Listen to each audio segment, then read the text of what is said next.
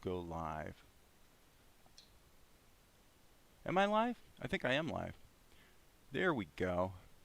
Well, as promised, it's a little earlier than 9 a.m. Didn't take very long to get things taken care of, but as promised, not only am I going to cease and desist from the socio-political conversation and focus instead on creating a cartoon, but in addition, today we are joined by somebody you guys have heard about many times and who is now, step up, good boy, who is now happy to say hello, Zuko Wost. And Zuko is going to keep us company today. So there he is. Okay, so those of you who weren't sure that Zuko was really real, now you know that he is, right? Okay, Zuko, what are we working on? Zuko knows what we're working on. Let me switch to my Vegas screen, is what I call it here in OBS. And since I am going to cease and desist from the socio-political conversation and focus on creating a cartoon, with that in mind, I'm going to give y'all a little recap of what we have been doing and where we go from here.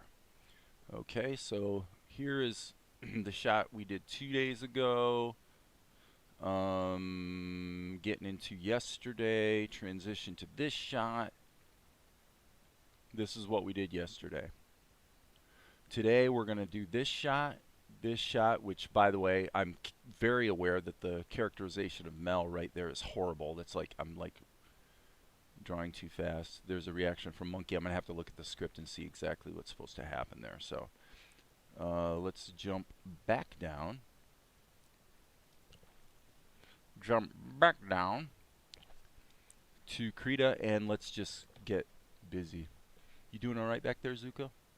Doing okay, little buddy? Oh, my very good bird. Okay. So here we have characterization, the characterization from hell. This is like horrible and looks stupid. Okay, I'm just going to kind of loosen things up here. Loosen things up. Let's just see if we can maybe kind of sort of fix that a bit. So one of the hardest things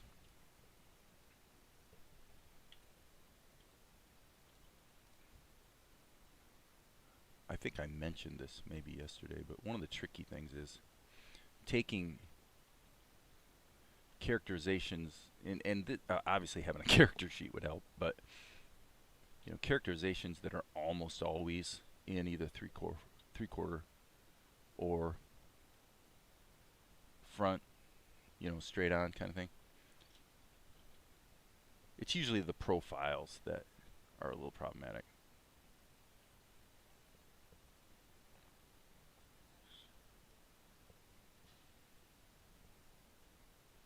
So I'm going to actually erase his mouth. Yeah, that's better.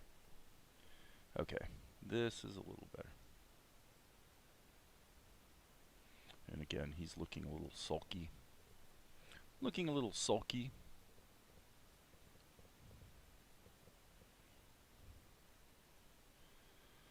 Okay. That's way better.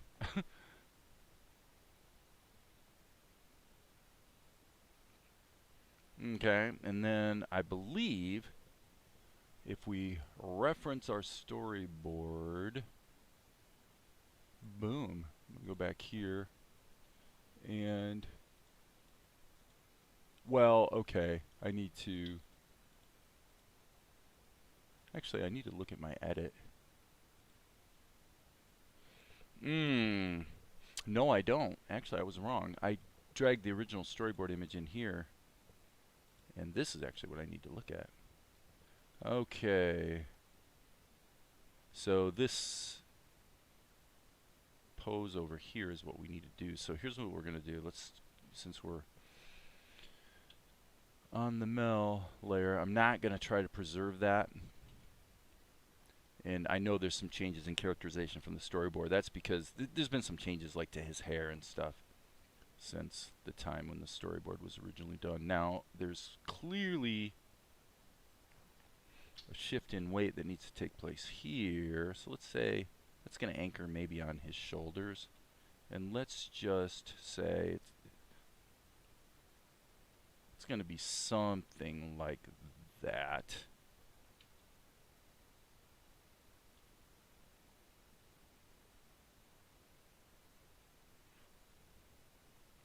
Okay. B key. So anyway, I once again apologize for the earlier rant, and I actually did delete the. So I did a live stream about, well, just a half hour ago I stopped, and I decided to just delete the live stream, and I just don't know that anybody particularly needs to hear a lot of my opinions about the socio-political conversation.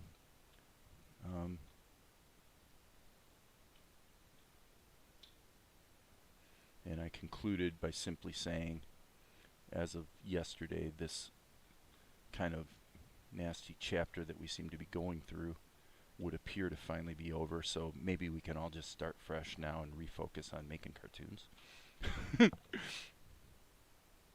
Yeah, that would be good. That would be good.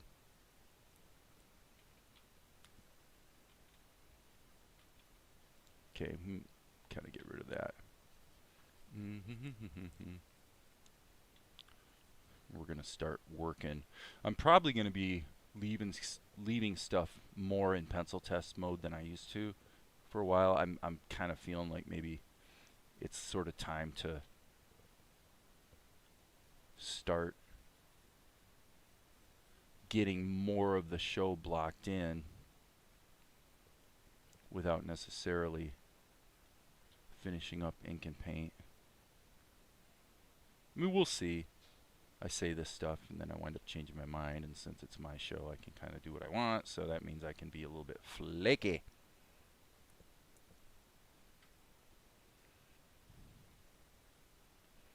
Flaky, I tell you.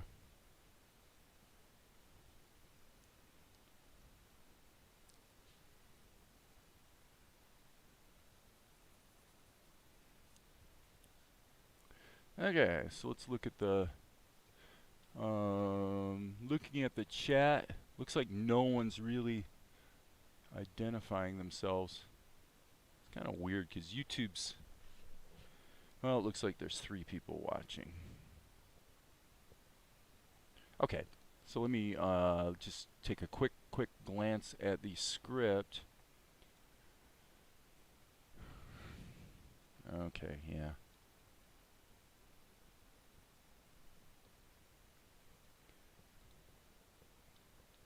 So he says, okay, fine. Okay, fine.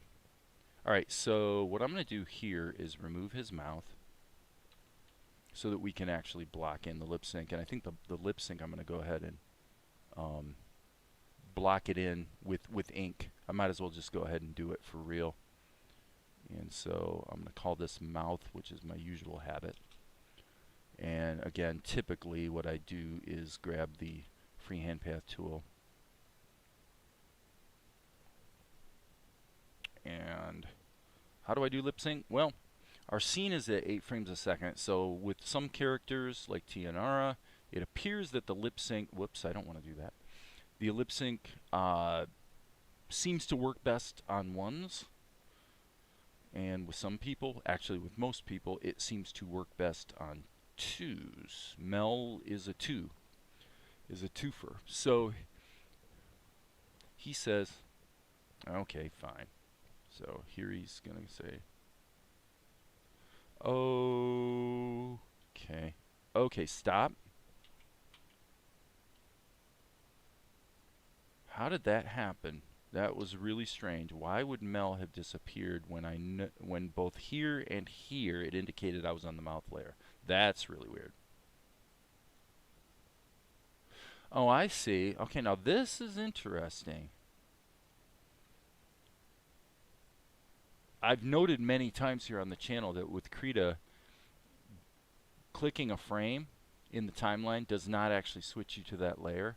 But apparently if you click a frame and hit the insert key to insert a keyframe, it does in fact insert it on that layer. So there's a little disconnect between the layer that Krita thinks you're on and the layer that you're inserting keyframes on. How you doing back there, Zuko? You doing all right, buddy? Okay. So he says, okay. Okay, fine. This is going to have to be downstream. So he says, okay, fine. All right. Let me see if we stretch it out. We need another key in there. Okay, fine. I guess studying's not so bad. So there we go. I guess studying's something, I guess. I guess studying's not so bad. Okay, and then he launches into this more enthusiastic.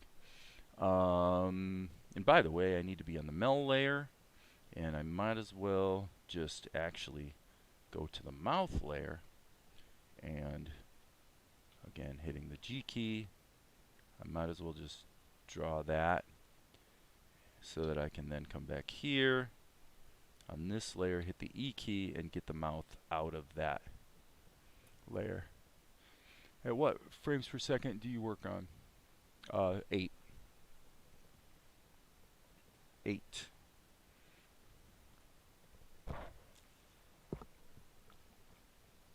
That's mostly an economic choice.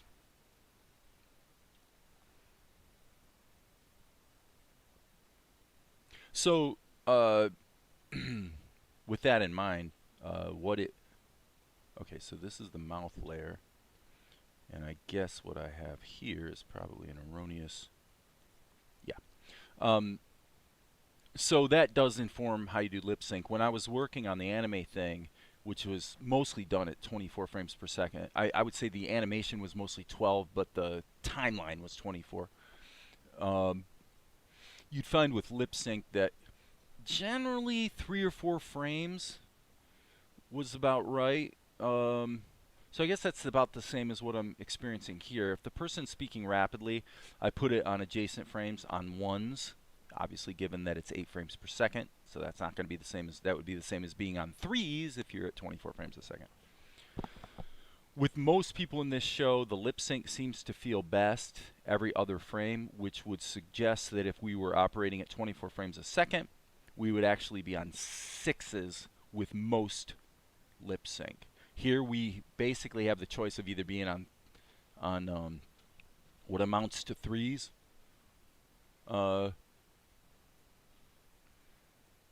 Yeah, I mean what amounts to 3s or 6s. Am I right about that? Yeah, on 1s would be 3s, on 2s would be 6s. So yeah. So most people, it's every other frame for lip sync. With some characters, it seems to play better if they talk a little faster. It just depends on the character. Okay, fine. I guess homework's not so bad. Hey, at least we got food to eat. Okay, so now we're again dealing with the mouth. G key, not in erase mode.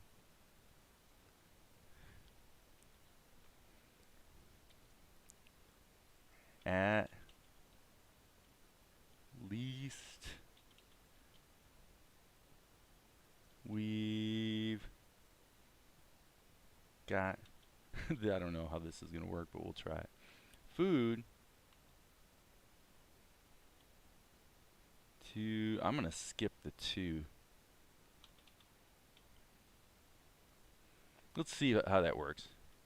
At least we've got, whoops. Hey, hey, at least we got, hey, at least we've got food to eat.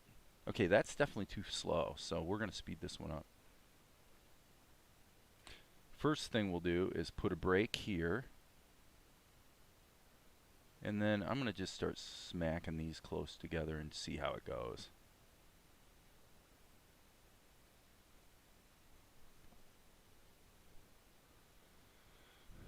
I guess homework's not so bad.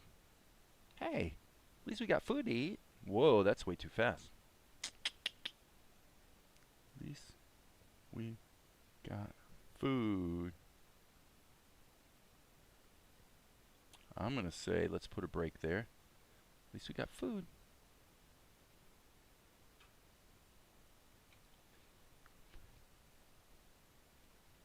It's interesting. Okay, that break is too long. At least we got food to eat. Okay. Now, I suppose what we need to see is whether there's a little more acting involved on the part of Mel. So I'm going to hit my B key and save this. And actually, I'm going to just jump back to Monkey. I'm going to just jump around here a little bit. So I'm going to actually bake this layer down because I needed to get him repositioned. Okay, so now what we're going to have here is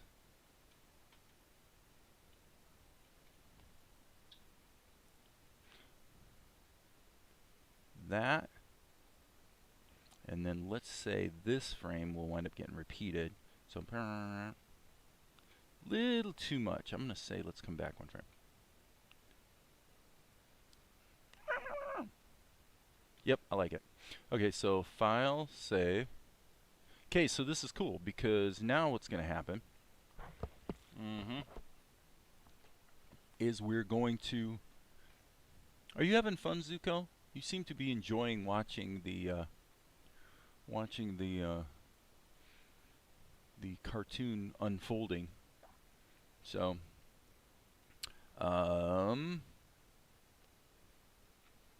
so I'm thinking, let's cut these babies into the show.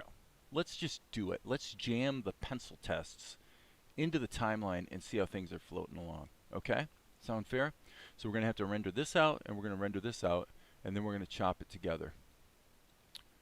Okay, so the first thing I'm going to do is grab this in the media list. That kind of gets me in the right area because there's like hundreds and hundreds of media clips in the media pool, and so it's kind of hard to keep track of them if you don't grab something that's already in the timeline and then go to it in the media list. Okay, so what we're going to do is we are going to first render. So how do you render out of Krita? Well, what you do, actually what you do is, let me say, the first step in this particular case, I think, is going to be to add a white background. Just so we got something we can render against. And I'm going to go in here to Mel. Since we've already got all the keyframes in, there's really no reason to keep the original storyboard around. So let's just go ahead and going to be shot number 300. That seems almost symbolic somehow, doesn't it? That says 3,000, not 300. So I'm actually going to put this up on the other screen. It's a little easier to read. And this is going to be 300 dot. Okay, and that's going to render really fast. And then this is going to be File, Render Animation. So just so you know, I've got Render Animation mapped to Control R. And that is not default, so you've got to set that in Krita yourself if you want to have that as your hotkey. Alright, so now in Vegas, we're going to go to scene number 300. Oh, where is scene number 300? There it is. Render, open the sequence, 36 frames at 8 frames per second. Very, very nice. And let's drag it into our timeline. Oh, how wonderful. How wonderful. And now let's insert our other shot as well. So I'm practicing my voice acting because I know at some point in the very near future, I'm quite sure that I will probably have to do a certain amount of voice acting, so it never hurts to practice. Isn't that true? Yeah, that's true. How can somebody who has such a dippy voice be such a great voice actor? I'm kidding. I don't know if you guys are thinking. Okay. Now, what we're going to do, this is pretty cool because we'll get the timing blocked out.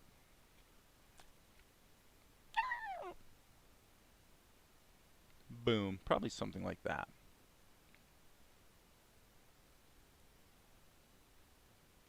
Okay. I think it's still actually slightly long.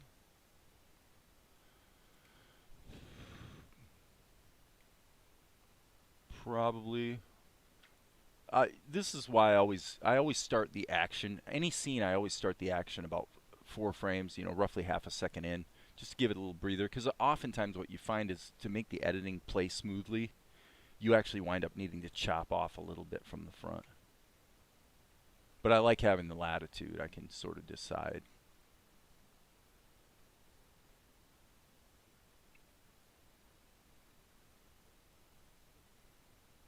It looks like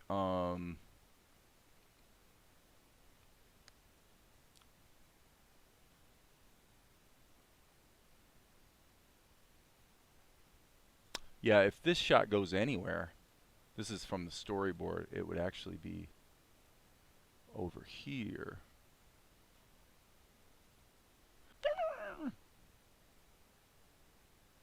Okay. I guess homework's not so bad.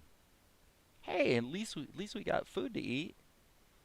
Yep, and then he reaches into the bowl for the yep, reaches for the nuts, and then we go from there. So, okay, cool. So let's jump back here. We're rocking now. We're rocking. I'm going to just keep doing what I'm doing, man. I'm going to keep dragging storyboard shots into the show.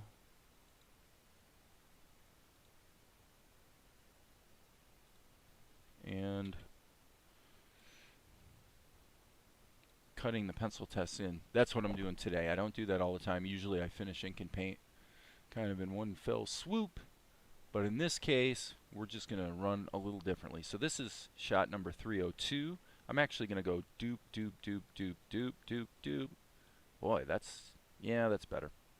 So I'm going to grab all these, group them together, and then Control-E to merge the group. So all I did was just, I could have done it with curves too, but that was just to make the storyboard a little darker. Okay, so this is kind of an interesting shot in the sense that we could do this thing. We could actually knock out ink and paint all in one fell swoop on this one. So let's do it. Let's say that the color of his bowl is kind of like this.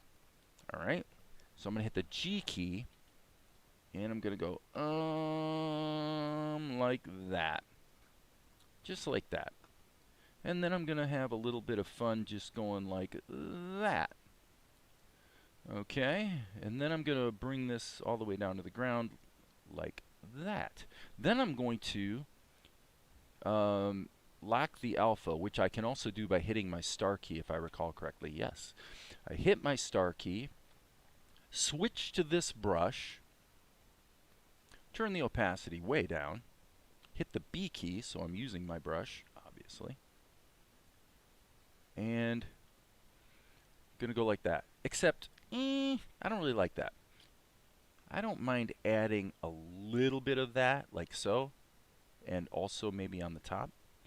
But we're really not going for an aesthetic in this show that uses a lot of like really clean gradients like that. That's kind of dangerous behavior. So I'm going to hit the G key. Actually, no, I'm going to hit this, so I'm using the right brush. But I'm going to hit the freehand path tool, and I'm just going to draw, oops, okay, problem. Again, we need to turn the opacity down. So I'm going to draw a lasso around here and maybe firm it up there so that, again, instead of having these too much of a smooth gradient situation going on, we can actually have more, you know, flat colors going on. So here, I think I'm going to maybe reinforce that a little bit, and then, just maybe a little bit on the bottom. Okay, so let's call this bowl, because like I said, I'm kind of working fast here. The bowl, yeah, I answered the question. I did say 8 frames a second, and then I talked a little bit about 8 frames per second versus 12 or 24 in terms of how that informs your lip sync. So there's the bowl, and now let's do this, and let's call it hand. So this shot, again, I will emphasize, this shot is going to be done in one fell swoop without necessarily much ink and paint work. Here's how. Here's how. We're going to go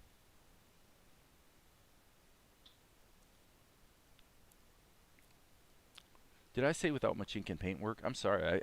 What I meant to say was without much pencil test, or, you know, sort of these intermediate steps to get you to the ink and paint, since ultimately, of course, that's what you wind up with. In this case, we're kind of jumping ahead of the... We're jumping ahead in line. I'm going to put the hand underneath the storyboard because obviously we had a little bit of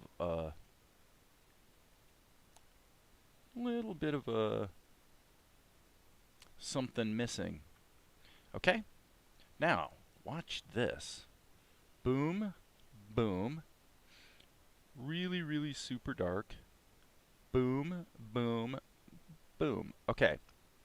Okay, believe it or not, we're getting close to being done already with this scene. But let me just give you some clarity here, like so. What I'm going to do is duplicate the hand layer. I'm going to hit Control M. I'm going to make this layer black. Then I'm going to blur it. I'm going to blur it with a quick blur, which is going to be 3 pixels. Then I'm going to move it below the hand layer. Are we in isolate mode? Yeah, I guess we are. Okay. And let's turn the storyboard off. Now you can see that we can see that because we use the outlines. And now what we're going to do is go to the alpha channel, and we're going to simply crank the contrast on the alpha channel thusly. Right? And then what we're going to do is run the curves again, but this time we're going to do RGBA on the red channel. We're just going to pump the red channel up a bit. You see what that does. Okay? And maybe on the RGBA, maybe we'll just lighten it a little bit. So that gives us some outlines that are a little more in keeping with what we're used to. And I'm actually going to drive up the density of our lines a little bit as well. Since I'm doing that, I can see that I probably want them to be even a little bit darker. So something like that. Okay? So now we can bake that together. There's no reason to keep them separate. We hit the B key, use our outline color, and now I've got to sort of be able to envision a couple things here in my mind. This would help. Okay, yeah, that does help. All right, so there's the hand. This is going to be called hand. And sorry, we want our opacity to be somewhat... Okay, that was wrong. That was wrong. I just screwed up. We'll call this sketch. We'll call this hand. Sorry about that. Turning the sketch down so it's really, really light. I just want to be able to see enough to be able to do reasonable outlines. Okay. And this is going to be like so. I think we're pretty close to there. Alright, so the sketch can be deleted. There's no reason to keep it around. But the one thing we do need here is a shadow layer. So what we're going to do is, again, lock the alpha. We're going to hit the freehand path tool. We're going to turn our opacity down to, I wonder if I just click and type in a number if that works. 12. Yep, that works. Okay, cool. So now I need to sort of be a little careful here about how I do this part. Let's go with that. With that, let's go maybe with that. And then I say we give a little extra reinforcement to some of the really dark shadow areas. Okay. Now what we're going to do is go to the hand layer, hit Control Insert. We don't need to do that on the bowl layer. Alright. And then what we're going to do is we're going to say, how quickly does his hand move down there, and then stop. He goes, okay, stop everything. This needs to be actually 8 frames a second. Boom. Okay, 16, really? Come on.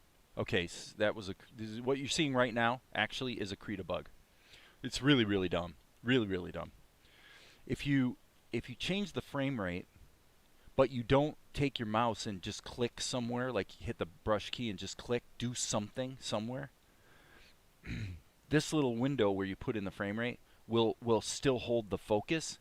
And if you then, if the next thing you do is hit a hotkey, it'll try to type it in there. It's kind of stupid, but just something to be aware of. Okay, so anyway, back to work. I'm going to hit the space bar to play.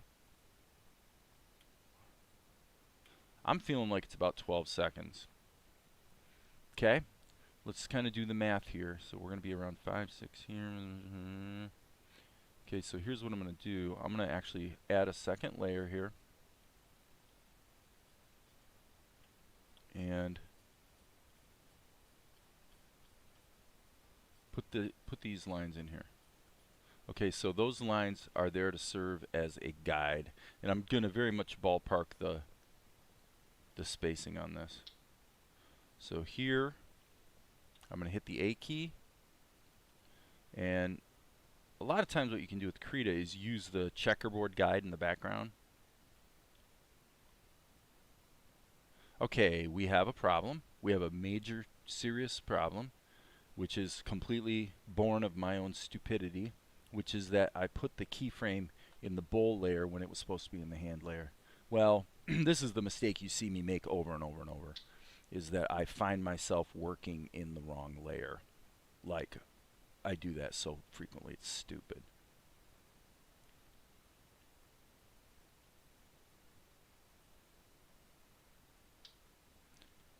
So what I'm doing is I'm doing a little bit of a easing situation where he's going to ease into the position. So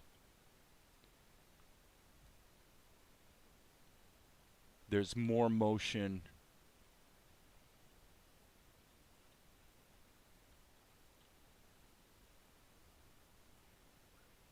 as you can see. The amount of movement between frames is growing as I go.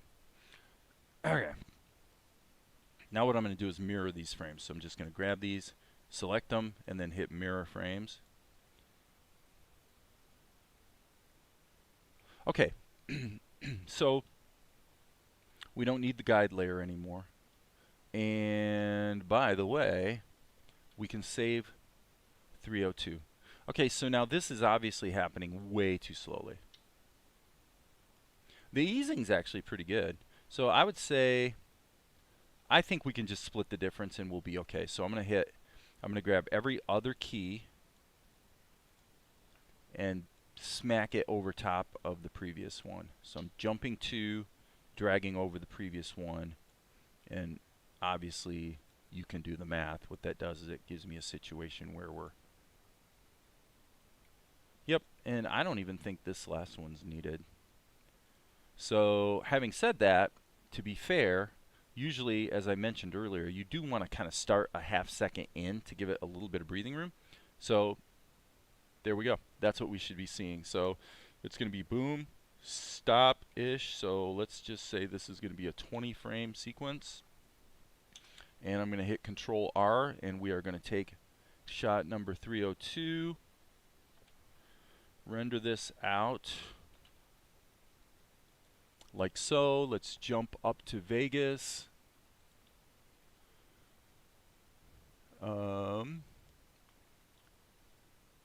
We are going to import shot number 302. There it is. 20 frames as expected. Boom, boom, boom. This is at 8 frames per second. There we go.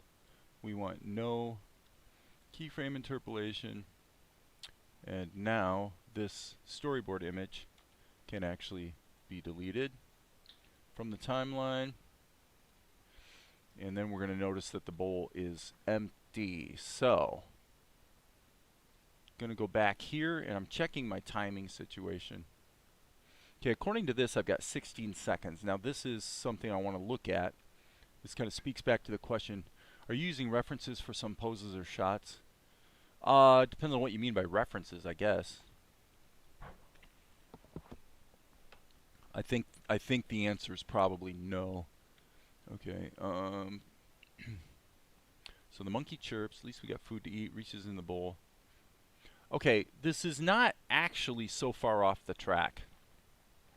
What I have drawn so far, according to the timeline, is about 16 seconds. But if you look here, here's the top of the page, here's the bottom of the page. So what is 16 seconds? Well, that's a quarter of a minute. So what I'm selecting that I've got in the timeline should be about a quarter of the content of the page. And indeed, that's pretty much what it is. So we're doing okay. We are doing okay, folks. All right. So yeah, I don't know what you mean by references. But if I'm understanding you correctly, the short answer is I just designed my own characters, and I kind of know what they're supposed to look like. So sometimes I fail a bit. Like, I don't think this is the best. I'm not sold on the profile there version of Mel. It's pretty close, but if I've committed a sin, it's probably that I'm not using a rigorous you know, character model sheet to always compare to. So there's 302, and I'll tell you what, I'm going to, let's see here. I'm going to jump back to the storyboard, and I'm going to drag this in. And I think in this case, I guess I'll insert it as a new document. So here's the bowl, and we're going to do a smash zoom. So basically the bowl should be a little smaller in the frame. What should actually be going on is something more like this, because this shot is going to be created at HD, but ultimately is going to wind up getting cropped down to something like broadcast HD. So I'm going to add another frame just so Krita saves it as a Krita file. So file save, and I need to draw my bowl. So I left this one open so I could steal the colors from it. Okay, so basically the only actual color I need is this one. Okay, let's give it a crack. G key. Why are we getting this particular brush? I need that brush. Oh, I know why. I need to switch between brushes twice because I had actually made, yeah, I had made that brush larger than 6 pixels or whatever it's supposed to be. Okay, now, kind of judging from this, I would say, let's just turn our opacity down and we will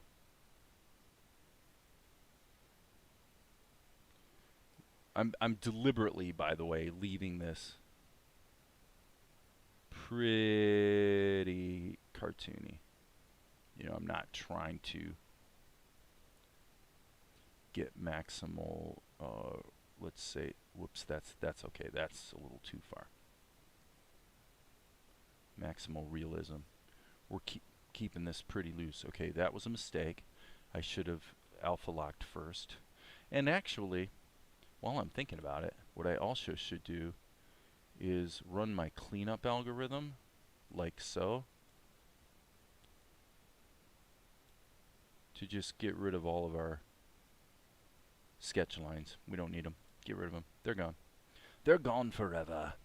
Okay. So what was I doing? I was doing what I really should have done is flip the doggone screen around like that so I can go like this. 5 key. Not going to worry about backgrounds at this point. And then what I'm going to do is just put in some kind of small... Okay, actually we need to turn all that back off.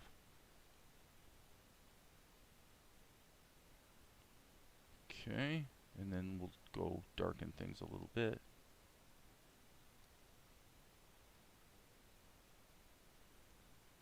So yeah, you can see the idea is just to sort of drive home the idea that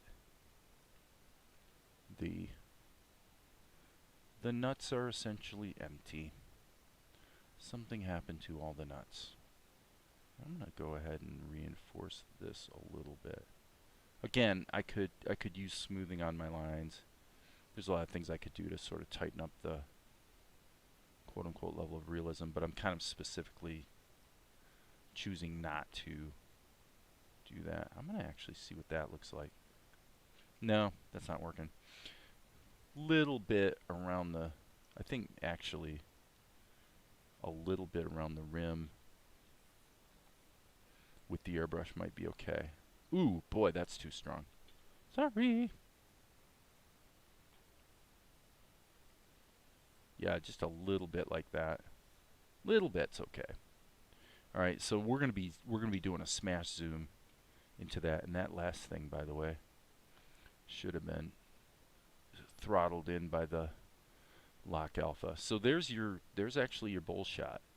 The animation's all gonna happen in Vegas, so I'm gonna actually just save this like so. Excuse me. Apologize for coughing in your ears. Okay, so like that hand we just saw there.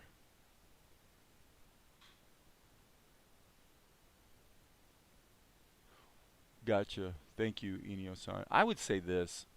So, you know, we all have certain things that we're naturally pretty good at and don't necessarily need a lot of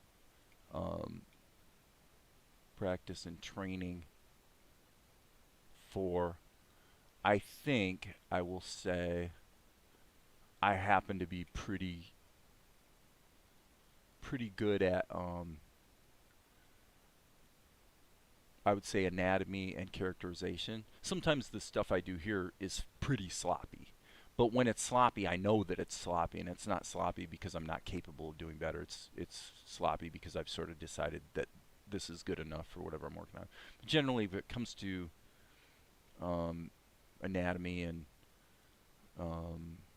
actually realism in drawing and certainly characterization, I think that's something that just because of, for whatever reason, I think I happen to be pretty good at. There's other things I'm not so good at. I'm really not good at color at all, in my opinion. I think I'm pretty weak on composition, actually. Like this shot, the composition on this shot is not the greatest. Okay, and ironically, even though I tried to keep it on the the rule of thirds, I kind of failed. So Mel's eyes are in a good position, but Monkey's really not. This shot would be better, I think, if I grabbed Monkey and moved him maybe down here a little bit more. So there's compositionally, I have room to grow. Certainly in terms of color balance, color theory, I could improve. But when it comes to basically this kind of thing, the idea of being able to draw a character and have sort of a spark of life that makes them pleasant to look at, I think that's something that I happen to have a gift for, which is great because to tell you the truth, I think when it comes to watching a cartoon, it may be actually the most important thing. I don't know if it's the most important thing, but it's certainly up there. So, it's something I work on. Well, I shouldn't say that. It's actually something I don't work very hard on because it does come naturally to me for the most part. So let's just see what we have today. Now this is an interesting exercise on here. I've got to look at the, yeah, here's the problem. This needs to be here, and this, I need to edit it by changing the keyframes. Okay, so this is what happens then. Boom. He reaches down. Boom. Okay. Now, the only caveat, see that, those two weren't very tight. The reason for that, that's hard to explain. It's probably something no one's going to care about, but one of the things that's interesting is it's possible to have edit points that are not actually on a frame border. And so because of that, it's actually possible to have an edit that when it resolves out to either playback or be rendered, you wind up with a tiny sliver of blank that is less than 1 frame in length. Kind of hard to explain, but it's something you want to be cognizant to make sure you're actually butting your edits up next to one another. Boom, boom, boom. Okay, so you get the sort of the musicality of this. And at least we got food to eat.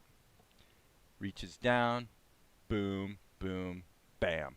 Yeah, so that edit point is probably pretty close to correct. All right, so now we're going to come back here, and I'm going to, okay, so yeah, this is 17 seconds. All right, so let's keep forging ahead. How you doing back there, Zuko? You having fun? Zuko seems to be doing pretty well today, actually. He's,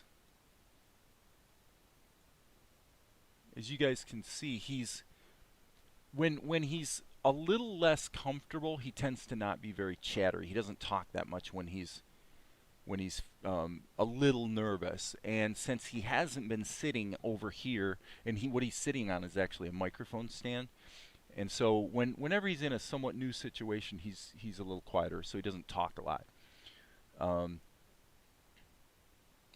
And he's actually, I can see him shaking a little bit, so he's definitely a little bit on the nervous side. Are you cold, Zuko? And the other thing is, he may be really content.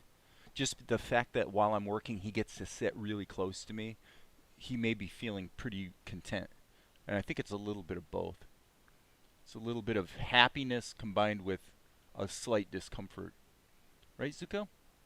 You're such a good boy. But he's really an amazing talker. He talks a lot, and he understands inflection of questions, which has been a really amazing thing to see with Zuko. So in other words, Zuko has never heard me ask him if it's time to go to bed. So he's never heard me say, and I don't really want to say it right now the same way, but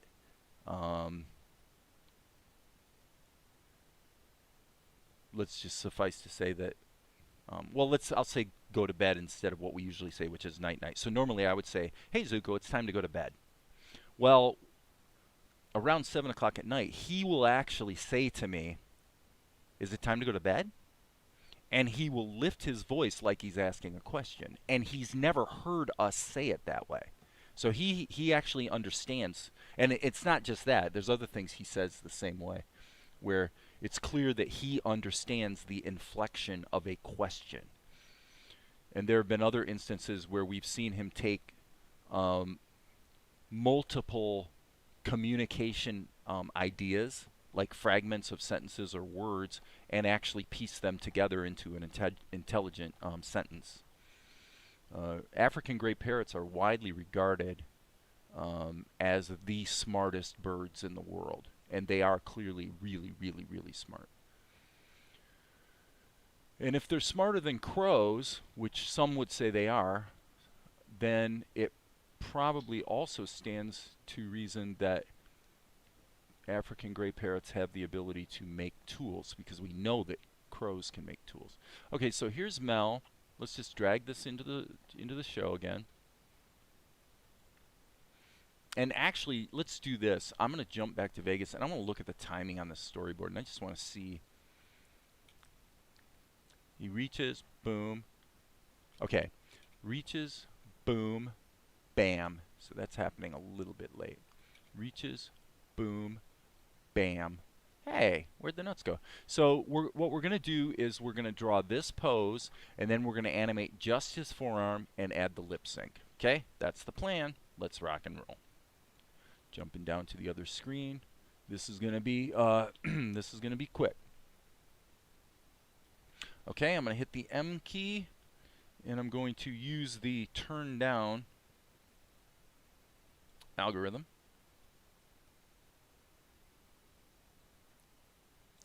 So I can really lighten this. I'm going to insert a key right away. I'm also going to insert another layer, only because otherwise Krita doesn't know to save it as a Krita file. So I'm actually going to call this Mel, and I'm going to put Mel on this layer since the other one's already named background. And so it, of course, makes sense for me to go ahead and insert a keyframe. Now, if I grab the B key, okay, so now the question becomes, and I'm going to ask you guys out there, whoever's watching, I'm going to ask you a question. We have two ways we can do this, okay? I could go ahead and I'll jump to this screen so you can see better. Okay, what we need to do is we need to draw his head, his arm, his body, and then animate his arm and add the change in expression and the lip sync. So you tell me, do we do it as a pencil test, or do we just go ahead and do like we did with the hand and just start drawing in the colors and actually work with color shapes? If we work with color shapes, we'll probably save some time, because we're kind of skipping straight to the ink and paint test.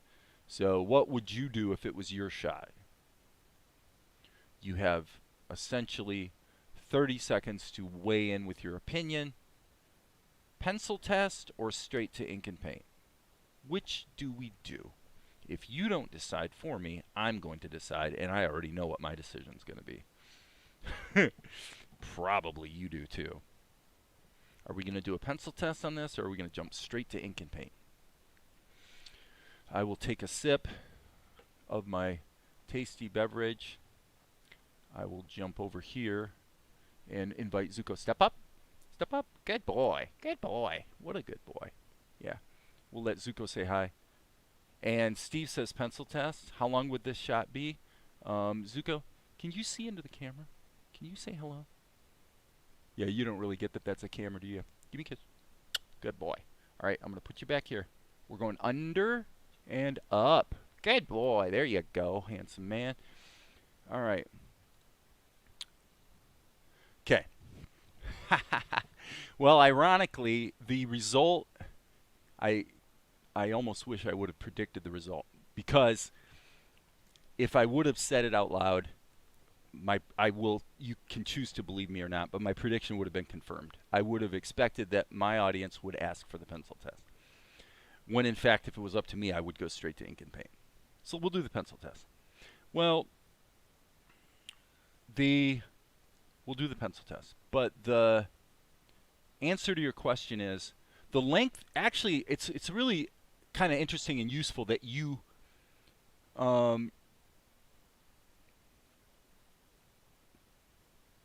let me see. The question, Inyo-san, of how long it would be is really the right question, okay? And Steve, I see your point as well. You're completely correct, and I've learned this lesson 100 billion times on this channel. is that whatever you think is going to be the way to save time winds up actually costing you more time. Now in this case, the reason I say that the question of how long is the shot is an interesting question is because actually from my perspective that's not the question I would be asking. Because what I'm asking, because how long the shot is normally is more a function of editing than it's a function of animation. Because if you go back and you look at all the shots in this show, you see that most of them don't actually involve all that much keyframe animation. So to me, it's a little bit more of a sort of a mechanical analysis, and that's why I described it initially. Okay, I'm back on, sorry. So for me, the question is, what are the constituent pieces of the shot, and do I have the ability to just dive in and draw them without really trying, kind of thing. Okay, and in this case, I would, because this shape right here, boom, forearms done. Boom, upper arms done. These are pretty simple shapes. The stuff that's hard is characterization. And the stuff that's really hard is when you have to take a character and turn them in 3D space. There's just kind of no way of getting around the fact that you're going to have to draw a bunch of pictures, okay? So for me, the question is, can I draw the pieces, you know, without really trying, without it being too tough? Can I just dive in and draw the pieces accurately? And in this case, I would say yes.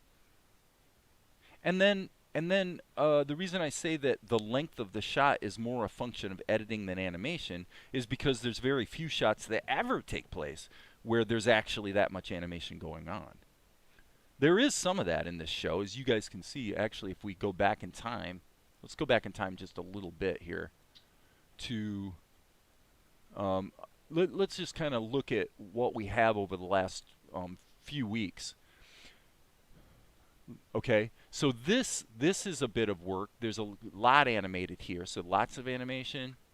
This shot, definitely lots of individual pieces, none of which are particularly difficult, but there's a lot of them.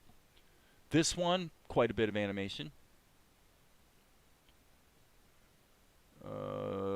Here we've got one of those little mini gaps, so I wanted to close that. That's just the reverse of the earlier shot. Here, there's not much there, you know, because I just used the liquify tool to kind of mush him around a little bit. So there, one single drawing, basically instantly done. Simple, simple, simple. This one looks complicated but actually isn't. Single drawing of the body, then a little animation of the body, and then a little animation of the forearm, which is pretty much the shot I'm working on right now. Same kind of thing. So you see what I mean? A lot of times, here's actually, the funny thing is, this shot that goes by in what? This shot is not that long, 4 seconds. This was actually the hard shot. Because well, I guess I shouldn't say that. The head was pretty easy because I just sized it. But the body rotating in 3D space is a little tricky. The big action scene that required lots of animation is right here, where the guy leaps up into the sky, lands. You know, here's where you need a pencil test to really map out the poses and the timing, right? So this is a good contrast between that and the shot I'm working on right now. The shot I'm working on right now is essentially one drawing, and then we're just going to animate his forearm, really, and then a little bit of lip sync. So you get my point? So what I'm thinking about is what's the total volume of workflow in order to get this particular shot done, and the exact length of it will be determined by how it cuts into the show. It's more of an editing question. So anyway, I don't know if that helps you guys, but Steve Riggs obviously has some experience with animation. He's weighing in with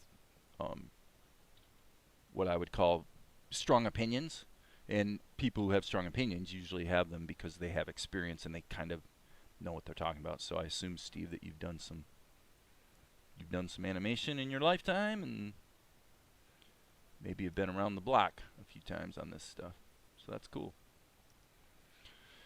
Point us to your work. We would definitely like to see it.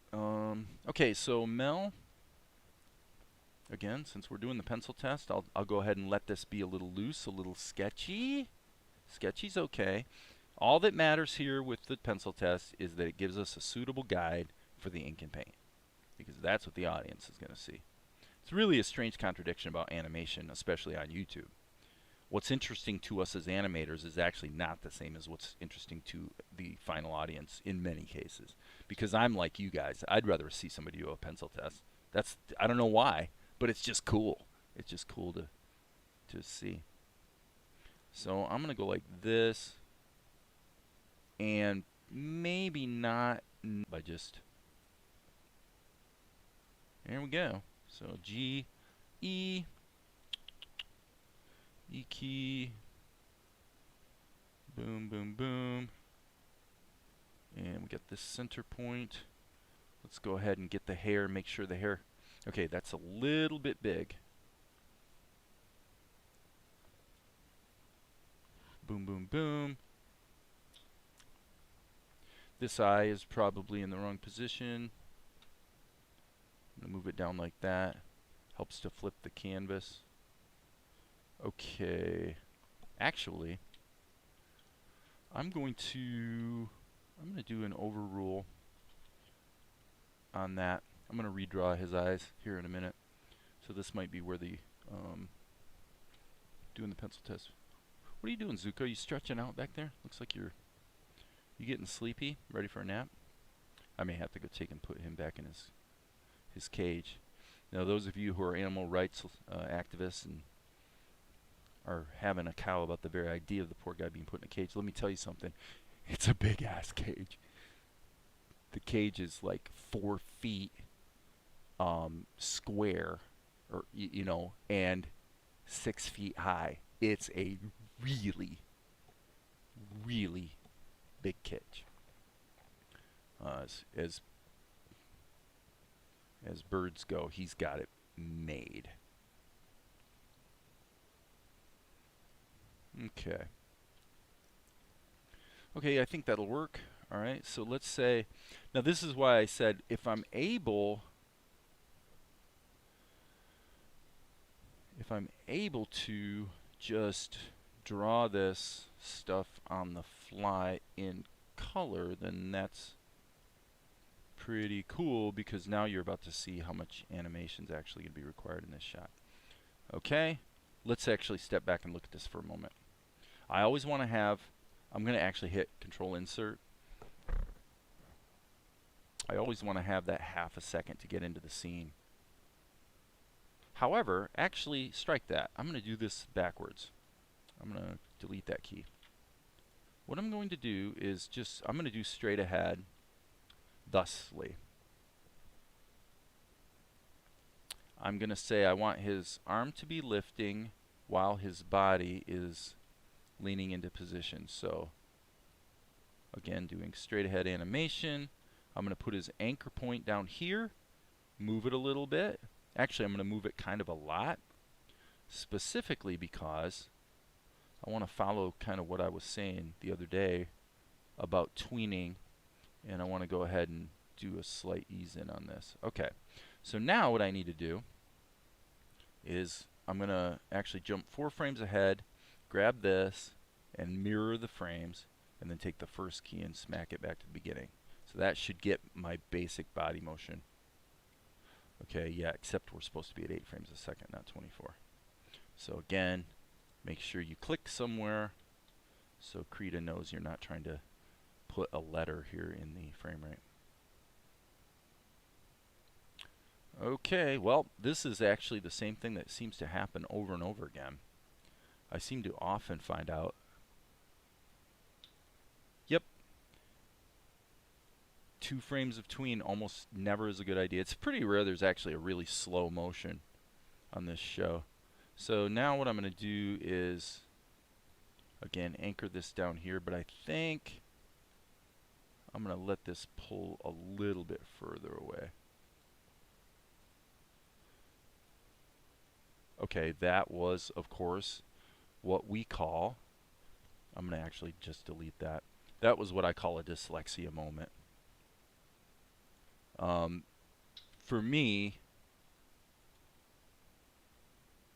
it requires great concentration for me to see whether I should be rotating him to the left or the right. And I did just a moment ago. You saw me actually do something that's not that unusual, which is the choice I made was the complete opposite of the correct choice. And that's I've never been diagnosed with dyslexia, but I'm really, really, really sure. In fact, I'm about to do it again. I was actually just now about to straighten his arm out so that the whole action was going to be reversed. What I'm doing right now needs to happen on frame 1, not on frame 5. I was going to do everything in so I noticed that I tend to flip things temporally. I tend to flip them in time, and I flip them in space. Oh, it's a terrible fate. Terrible fate indeed. But there are worse things. Okay, so now he was kind of way down here, and I say I want to have that ease in, so let's try it this way. Yep. Boop. Okay, so now, since we're doing a pencil test, we're going to keep everything on the pencil test layer just for fun.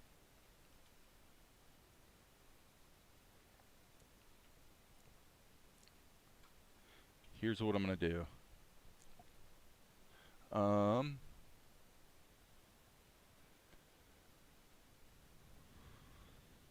Hit the B key. And I'm going to turn this off so I'm not distracted by it. Okay, so my destination is going to be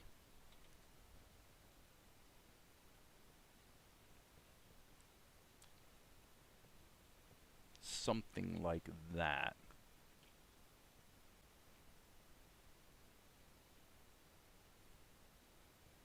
Okay, boom, bop, right there. I'm going to go G key, and again, GE.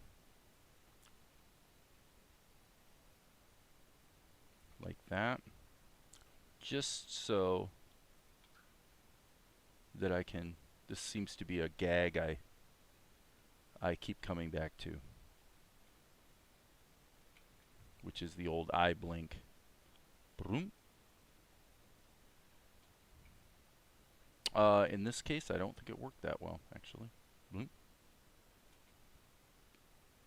However, I'm going to move that quite a bit forward.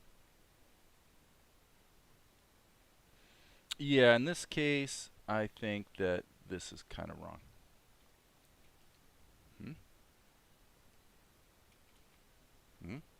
Boom. Okay, you might wonder why I'm sort of spending a little extra time here on the eye blink. Well, there's a bit of a method to the madness. I am going to actually try something here.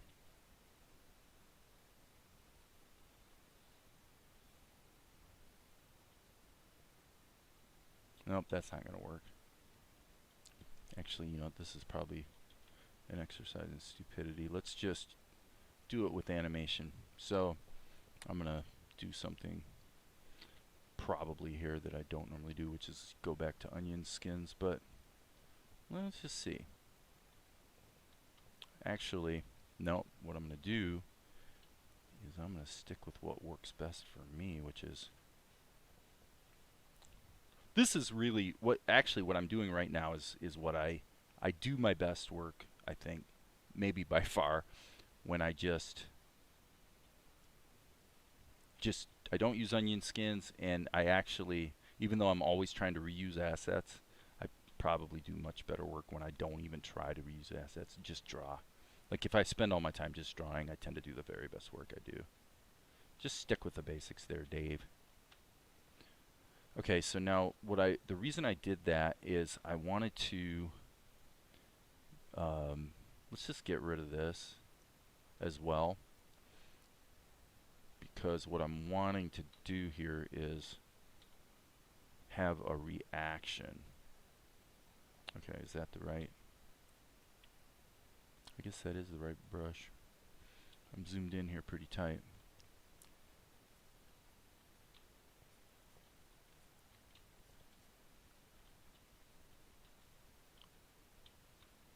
Yeah, definitely.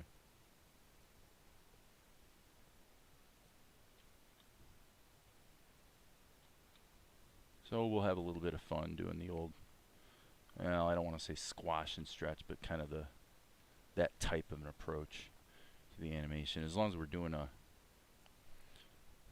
the pencil test, we might as well have fun with it, right?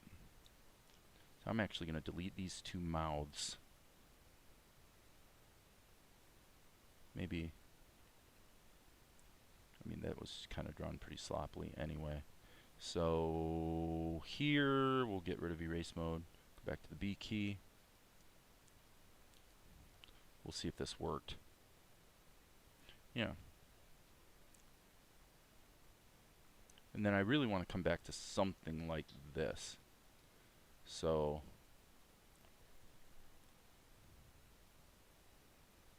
let's just re-add that key back in. We'll deal with the mouth later. In this case, I probably can raise that up. Boom. Control Shift A, so nothing's selected. G key. And back to the brush. Again, not in erase mode.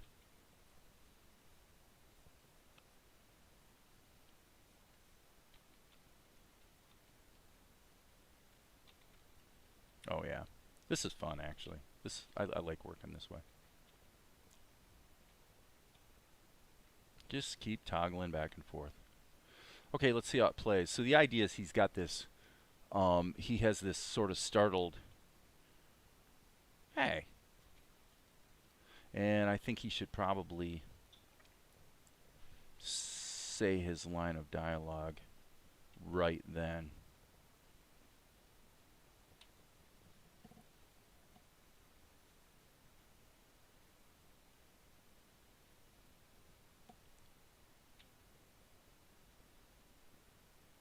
Hey.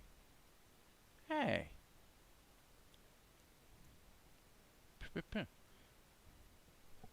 What's he say? I think he says, "Where'd the nuts go?" Hey, where'd they go? Okay. So, hey, where'd they go?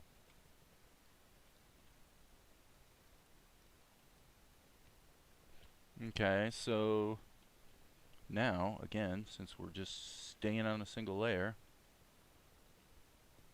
where'd they go?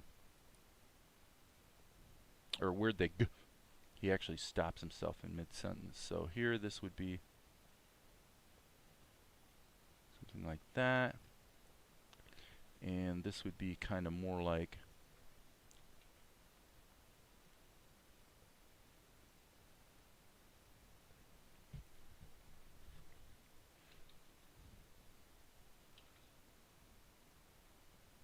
okay, and then he stops short and then looks over at Monkey.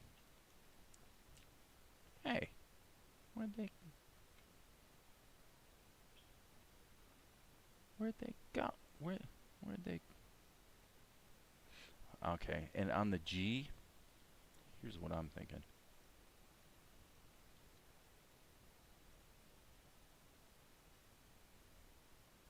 Where'd they go? Boom.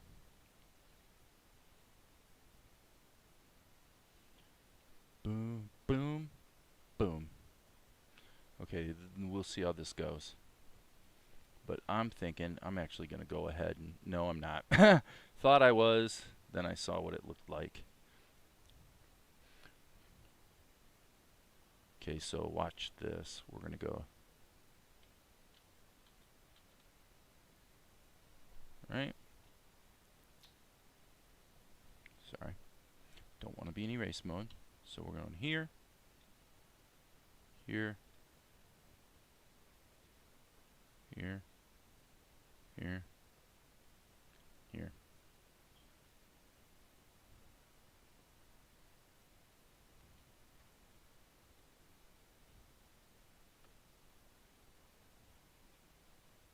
So yeah, this is sort of your quintessential straight ahead animation. Okay?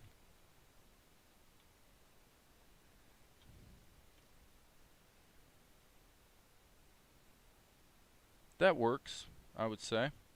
This is probably going to want to be at the longest 60 frames. And then one thing I would like to do here is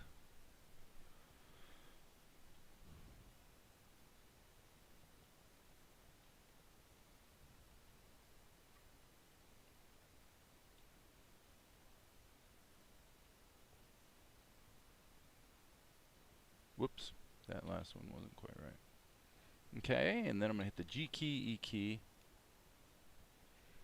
Boom, boom, boom, boom, boom. Same thing in reverse.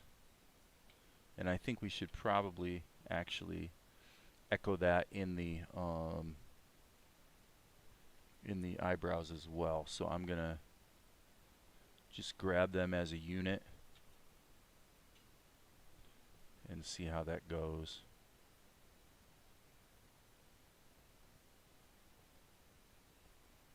Okay, so now we've got obviously a problem with our selection.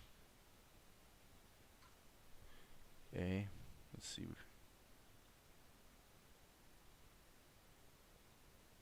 And finally, now obviously we could have drawn these instead of moving them, but I think that will work. So file, save. So I don't know how long that shot took. Obviously we still have to do our color, but I think this is actually feeling pretty good. How you doing back there, Zuko? I think he wants to go to his cage. So I'm probably gonna have to duck out and move him soon.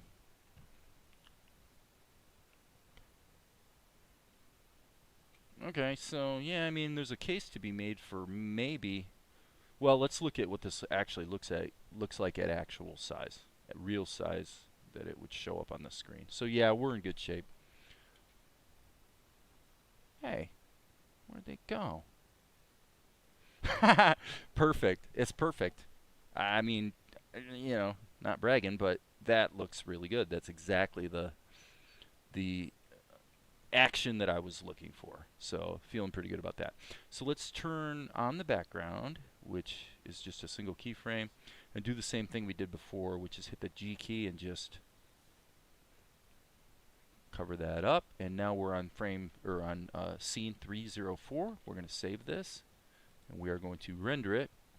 We need to change our render parameters to 304 instead of 302. Boom, boom. Let that render jump up here to Vegas. And let's do it, man. Let's cut it into the show. Right here we are. There's 304. So I'm going to go boom, project media. We want to import 304. There it is. Render. Grab the image sequence. Let's remind Vegas to treat it as 8 frames per second. Let's drag it in. Let's turn off resampling. And then let's actually delete the storyboard image. Okay, it looks to me like I actually had multiple storyboard images comprising this shot. So let's just clean that all out. No problem. And see where we're at from a time standpoint for today. I'm actually trying to get a bead on basically how much work I'm getting done. So we're at 22 seconds. 22, let's see what it takes to get us to 30 seconds, assuming this is edited properly, which it might not be. So that would be, there's still quite a bit more to do.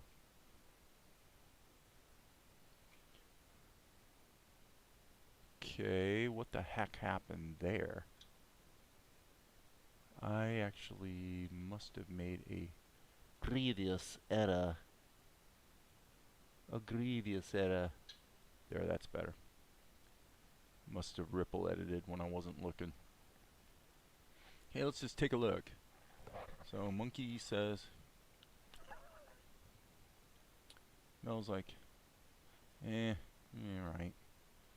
That's not so bad, or something like that. I can't remember what he says. Hey, but at least we got food to eat. Reaches, bloop. Hey, where'd it go? Okay, whoa. Bad, bad, bad, bad, bad, bad. I see what's happening here. That was overlapping improperly. Where'd they go? Boom. That's pretty good. And now we're gonna get this.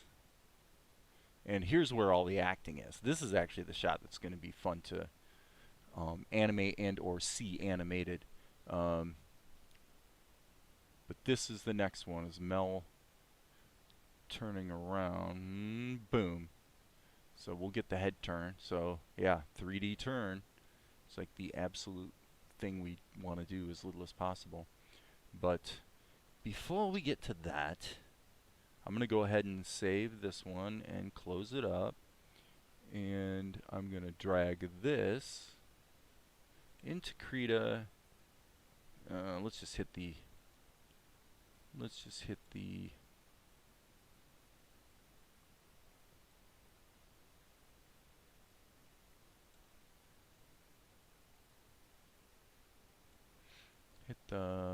curves tool so we can darken that up. Add a layer. Boom, now it's saved as a Krita file, and I'm going to go ahead and put Zuko back in his cage because he's acting a little feisty over there. You guys, it's pretty subtle, so you probably wouldn't see what I'm talking about, but yeah, he seems like he's kind of wanting to get to more familiar area, you know.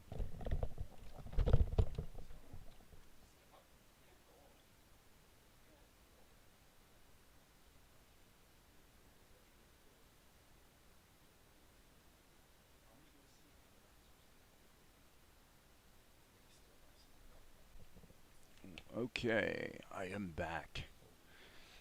Yeah, another example of Zuko asking a question is if something's tasty, if something's going to be good to eat, I'll say, yum, yum, yum, yum, yum.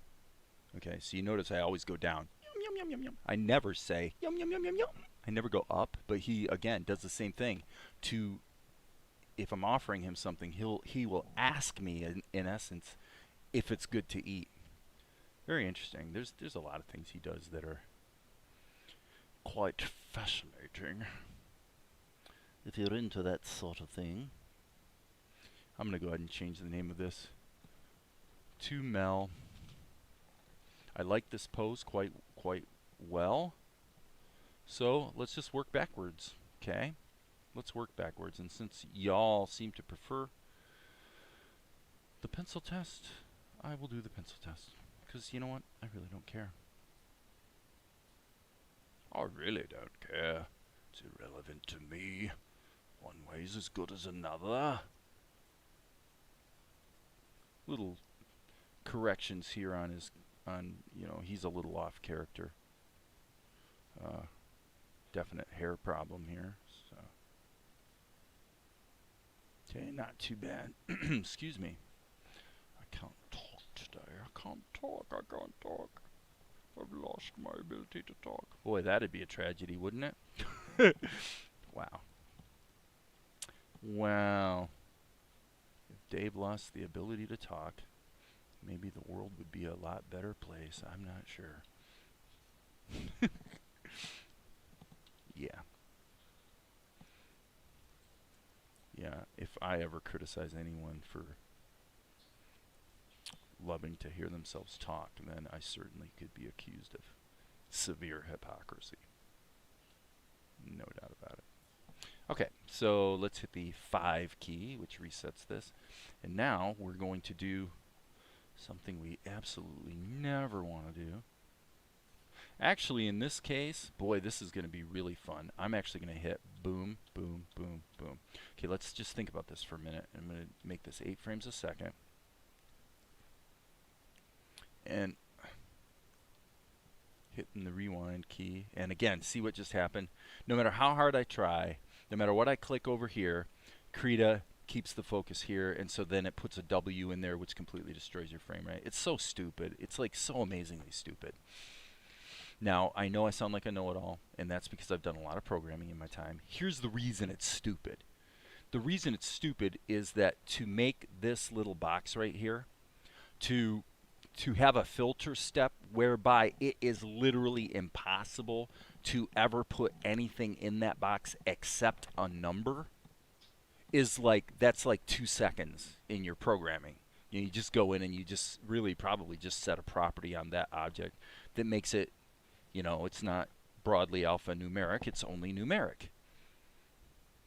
Super easy to do. And so the very idea that it's even possible to type a letter into this box is like, okay, you know, give me the use case. Tell me one situation where that would ever actually be useful. And the answer is there is no such case. Okay, so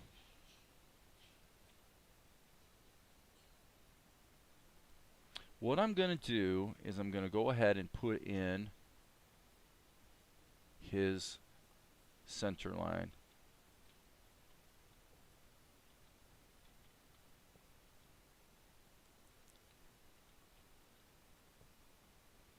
Because I would say, at least for me, the toughest part about something like this is getting the center line right. Now, the reality is, obviously, we need to reverse these frames, and so let's just do that so we're sort of able to block in the actual timing. So there he is. It feels, believe it or not, a little bit slow to me. I mean, okay, did I have a dyslexia moment right there? I think I did. Yes, I had a dyslexia moment. I literally said the opposite of what I meant. You know what's funny, too, is I never have noticed my own proclivity to do that until I started YouTube live streaming.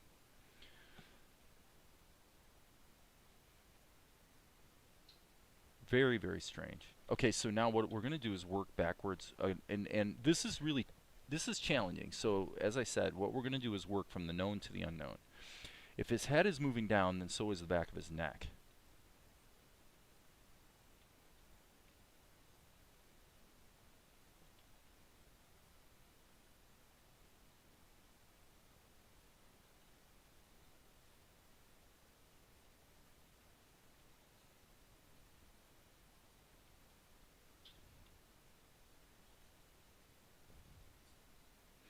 Okay, that's probably not too bad. It's not perfect,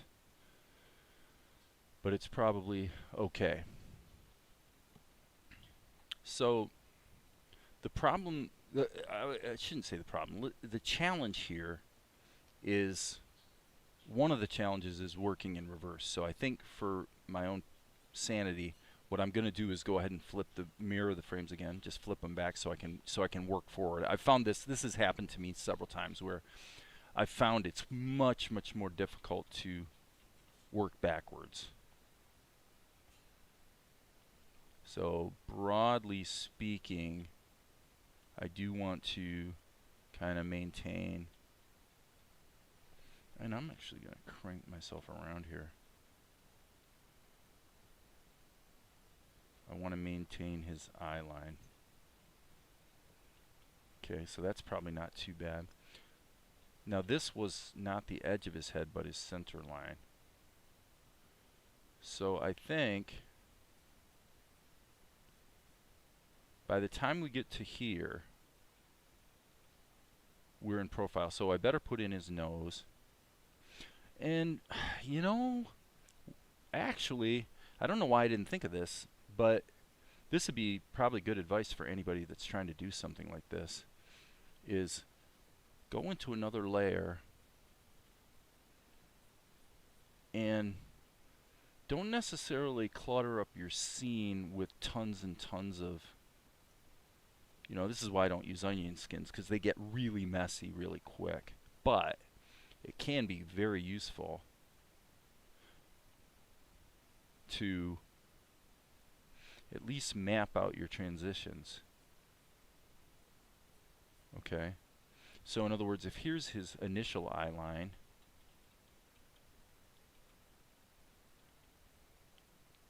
Okay, and my bad, that is not his eye line, that's his nose line. So I'm actually gonna get rid of that. That's not gonna help me. Okay, so for some reason the timeline doesn't have focus. Oh, I know why. It's because the animation keys are all here and I'm drawing in this layer, so that's fine. That is not a bug.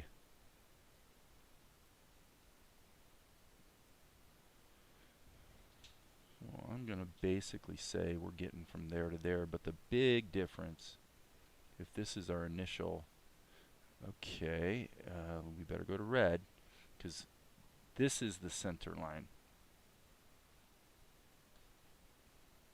This right here is the center line. And I'm having a difficult time seeing it when I get back here. This is no longer the center line because he's turned into profile. So what we're really after here is something more like this.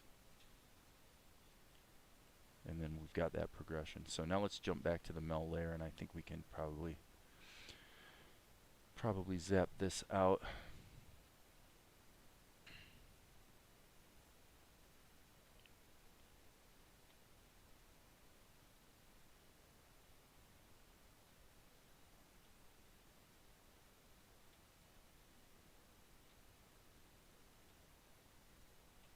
Okay, that pretty much worked, I would say. So up here on the paint layer, if we say this is his ear, now let's go to this pose and just ask ourselves, without trying to interpolate it in our head, but just think about what you know about anatomy and say, well, where would the ear be? It would probably be about there. Make that a little darker. Yeah, I would say roughly there. Okay, so now we can go back here and say boom, boom, boom, boom, boom, boom, boom, boom. Okay, yeah, so that, yeah, the middle frame is definitely the halfway point. So I would say on that frame, the ear is going to be there. On this frame, the ear is obviously going to be there. On this frame, the ear is going to be here. So let's turn this guide off. Maybe we'll try the onion skins in this case. So there's that tween. We got to make real small changes here. So this is, yeah, truly one of the toughest things to animate is at 8 frames a second, extremely tiny changes are really tough because it's just hard to get smooth animation at 8 frames a second. It's great for you know, if what you're after is a nice cartoony snap, then it's really awesome and easy and economical and blah blah blah. If you're after very smooth, delicate motions, it's a little tougher.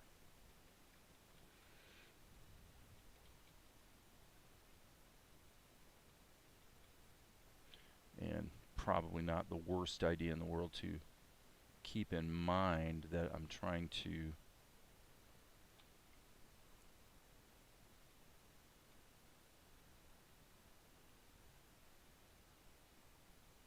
I better finish my sentence. Okay, this is really screwy. It's completely screwy.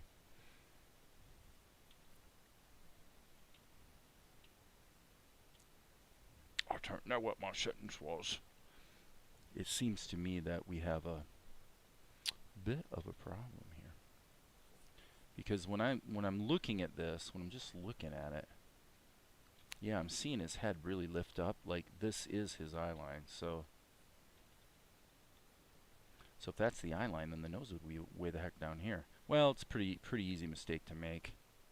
Definitely.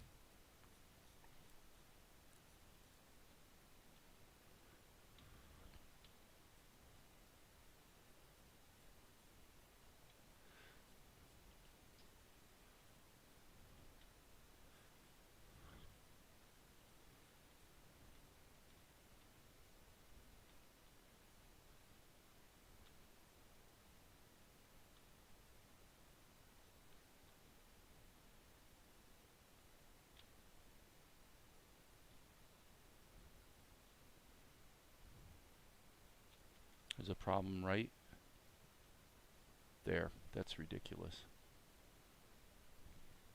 So you guys are tuning in as I'm trying to do that which is absolutely the hardest thing to do, as far as I'm concerned.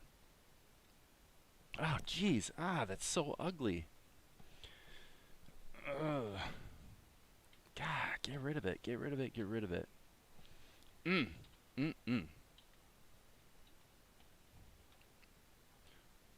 Well, it points up the importance of not losing the picture in your mind of what you're trying to draw.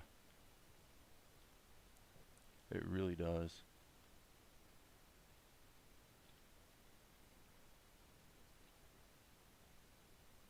And by the way, this is an easy mistake to make, but part of the problem here is that, and I'm doing it continually and repeatedly, okay? Okay, Music Max is actually shortcut keys to rotate the page. What you do is you hit Shift and then middle mouse button. So with your stylus, I just hit the middle mouse button. Middle mouse button to pan, Shift middle mouse to rotate, Control middle mouse to zoom. And then the 5 key restores it, and the N key restores it to full size. The 5 key just restores the rotation. Okay, so what I was about to say is that, yeah, what I'm doing here is it's like I can't emphasize enough how bad the mistake that I'm making here is such a stupid mistake that is a common one for me to make, but it's really embarrassingly stupid. And here's the problem. Right here, this is the outer edge of his skull in profile. By the time you get here to the middle, this line that's guiding me from here to here is no longer the outer edge. It's actually the middle. This is not the out. So what I'm doing is, what I'm treating as this line when I'm working backwards, this line that I'm working with, that I'm trying to figure out where things go, is morphing from being the outer edge to being the center line. Okay? So I'm treating it as if this is what I'm animating, when in fact this is what I'm animating. Well, if you've got a guideline and halfway through you're actually using it to guide something completely different, you're going to have some pretty screwed up animation. And you can see it go sideways right about there. Right there it changes. So this is completely wrong. And again, this is a comically stupid mistake. Connection. The two most difficult things to do when animating full animation at 8 frames a second is a really slow move and a 3D turn, a turn in 3D space. This shot is both. Okay? So it is the hardest thing to do. Initially, I wasn't going to do it this way either. I was just going to do a snap turn. I was just going to have them go like that. But I thought this would be an interesting challenge. Oh boy, was I right. This is definitely an interesting challenge to conquer. So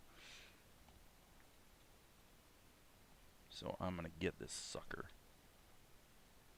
I'm gonna get this sucker if it kills me. Okay, his ear grew right there. Right there. That looks pretty bad.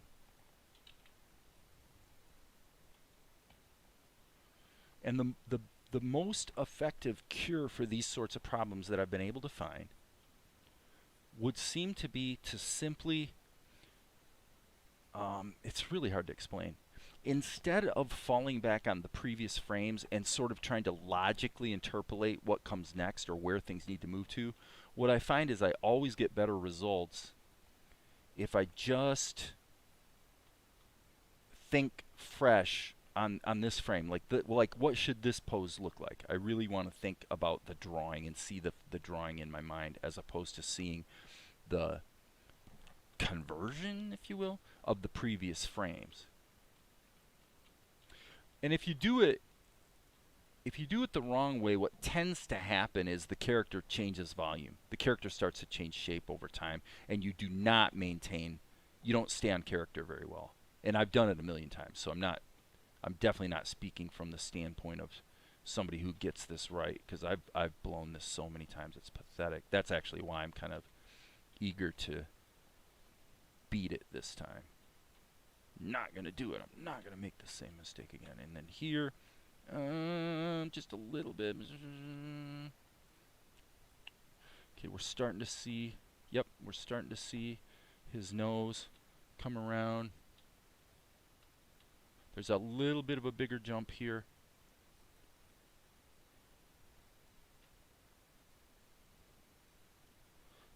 Okay, it's questionable whether that nose is really in the right place, but it might be okay. So that's going to be more like that. So those two are kind of intersecting pretty closely. So I'm going to stop and look back here at the messages really quick. Great control, pencil test, yep. I've done a bit, but okay, so actually there's only a couple comments that are new. Check out the show you were talking about a few days ago. It was good. I'm on number 5 now. Oh, what show was I talking about? I was looking at your name and I'm thinking you're talking about The Last Airbender, but yeah, I don't know what show I was talking about a few days ago. What show was it? I don't remember. Well, when you're old like me, you forget stuff. Okay. Okay, so what I'm gonna do here is I'm gonna really let this fall. That actually worked out pretty well. Okay, so I want to see that there's a shoulder. Shoulder. Yeah, he's kind of fallen into his shoulder. Okay. This does seem to help to just really rapidly jump between. I've never really done this too much, but I'm just jumping between the keys and just as quick as I can smacking down lines. Okay, this is definitely not going to work. This has to be. Just want to see if that kind of works. It's kind of interesting. Never really tried it that way. Okay, so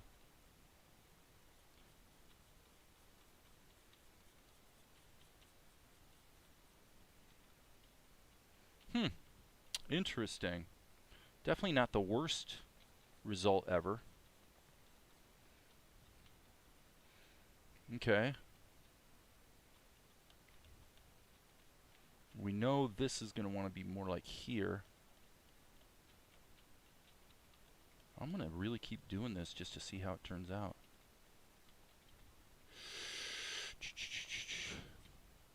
Boom, boom, boom, boom, boom, boom, boom.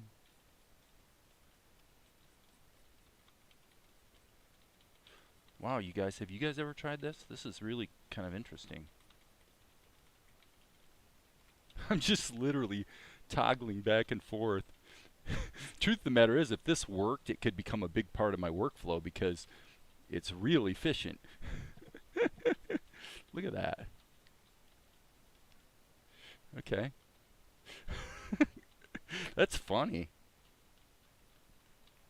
Okay, so here, this is going to be interesting because this needs to switch from concave to convex.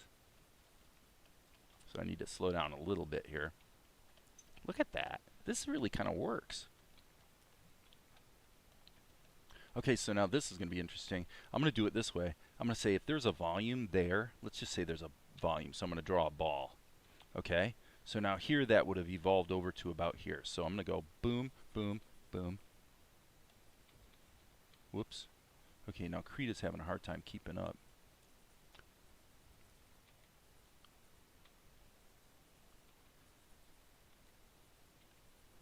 And then you can kind of sketch over and keep correcting it. So then we can then firm up the line. So probably just thinking about it in terms of volumes, like little balls of shape. So this would be a kind of a half a torus kind of situation here. So that would be create, whoops, boom, boom. Seems like a pretty fluid way to do it. Okay, so we got this. Got that. Certainly moves them about in 3D space. Blossom Detective Holmes, yes, got it. Yeah, that show was definitely not too shabby.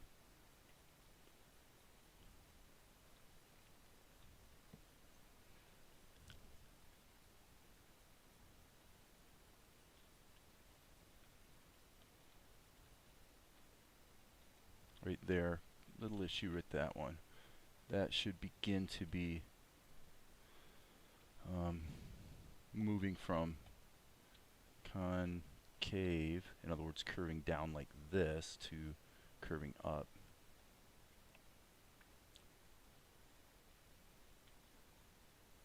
This one maybe should have a little bit bigger change. Okay. Okay, now let me go back here. Say 1, 2, 3.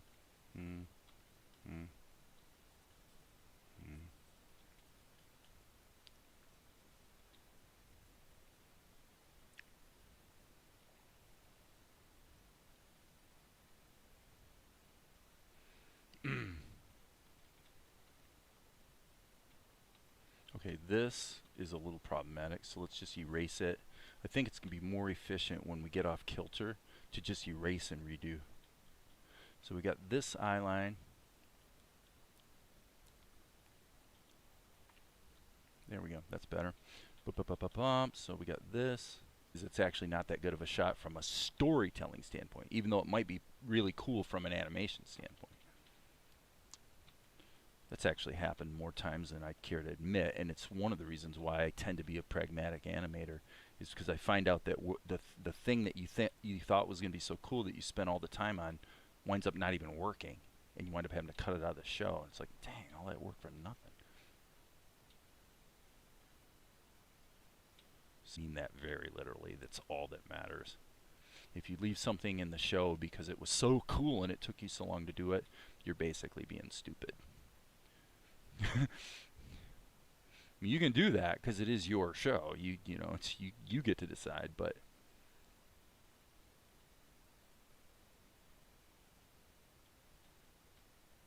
animation is not really about animation. It's about storytelling.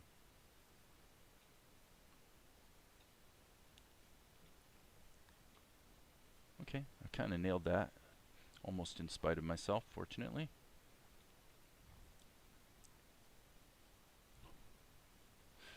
Okay.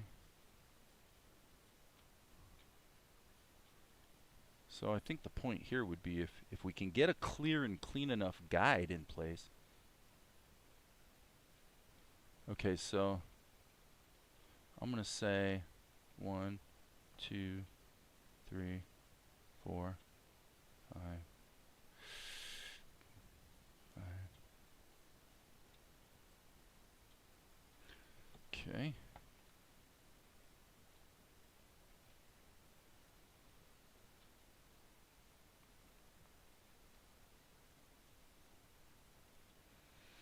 If you can get a clear enough guide, that's really all that matters. Okay, now wait a second. He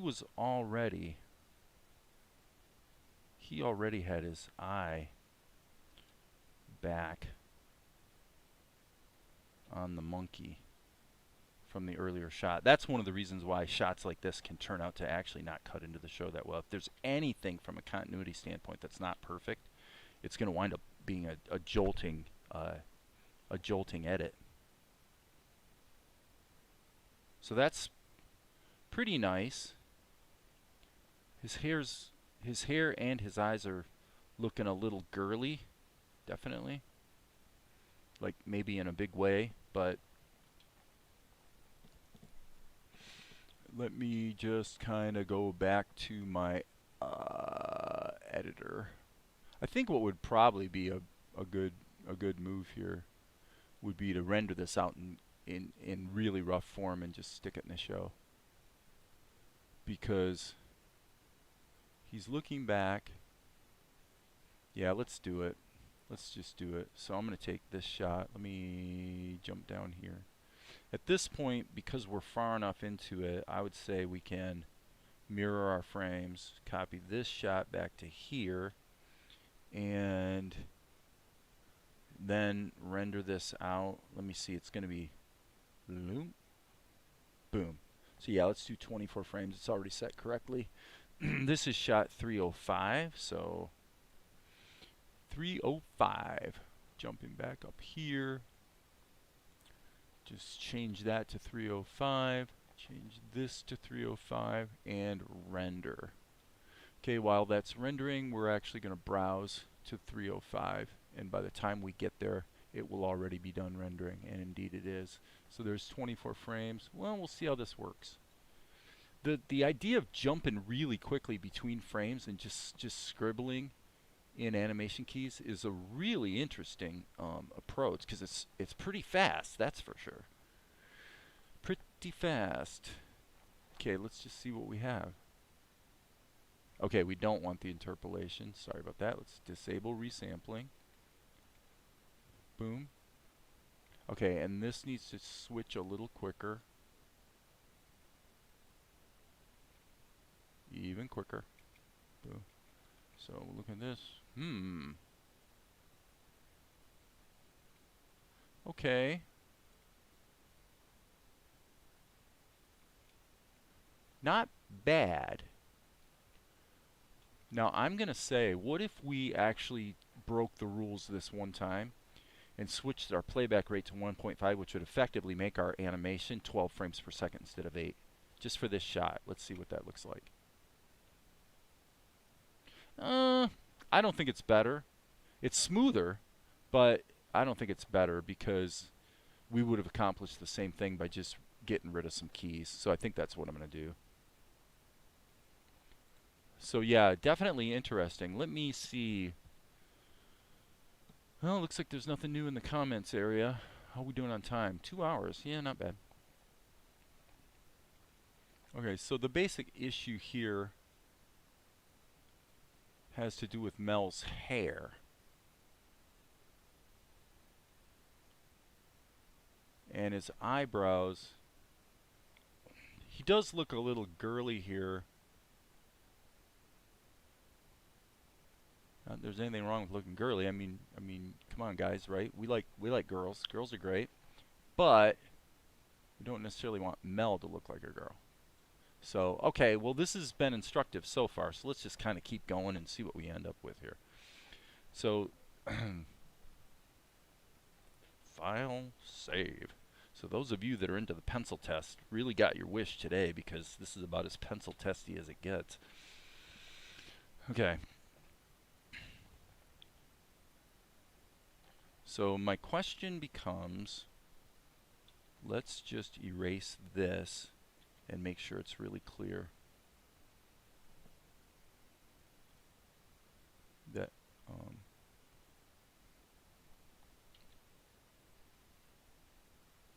really clear that he's looking back. So I want to just make sure the pupil of his eyes is in there crystal clear. Okay, so now for what it's worth, in the previous shot, he was actually in a scowly frame of mind. So that's kind of a problem. And by the way, one of the reasons why he looks a little girly in this shot is because,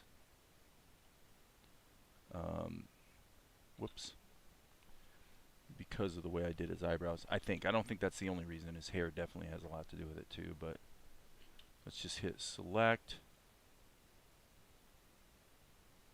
And what I'm doing here is I'm trying to maintain the same basic attitude in his eyebrows throughout the whole shot. If I can manage that, I have a feeling it's going to make the shot look better. Obviously this is really sketchy because the eyebrows are kind of changing volume kind of a lot throughout the shot, but okay, so that should help. Alright, so now let's go through and let's get rid of everything in the hair that's blatantly wacky. Okay, so hit the G key and E key. I think this area here is probably part of what's causing the problem. So let's get rid of that. And just check something here.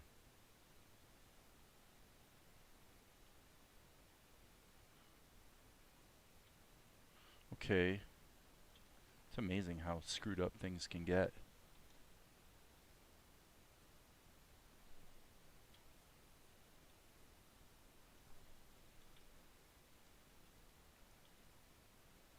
Okay, so we're going to repeat this one key.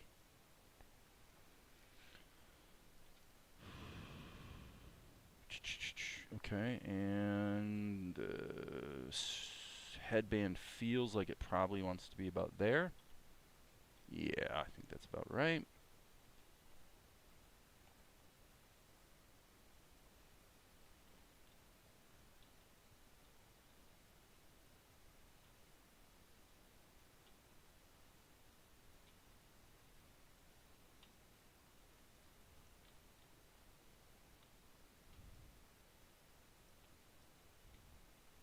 Okay, fortunately that went pretty well.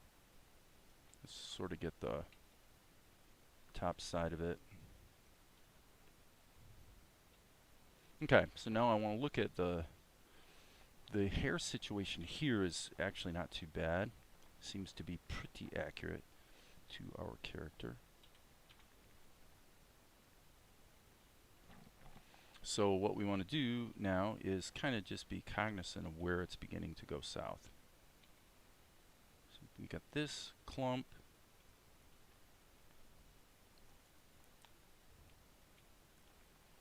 This clump. That clump.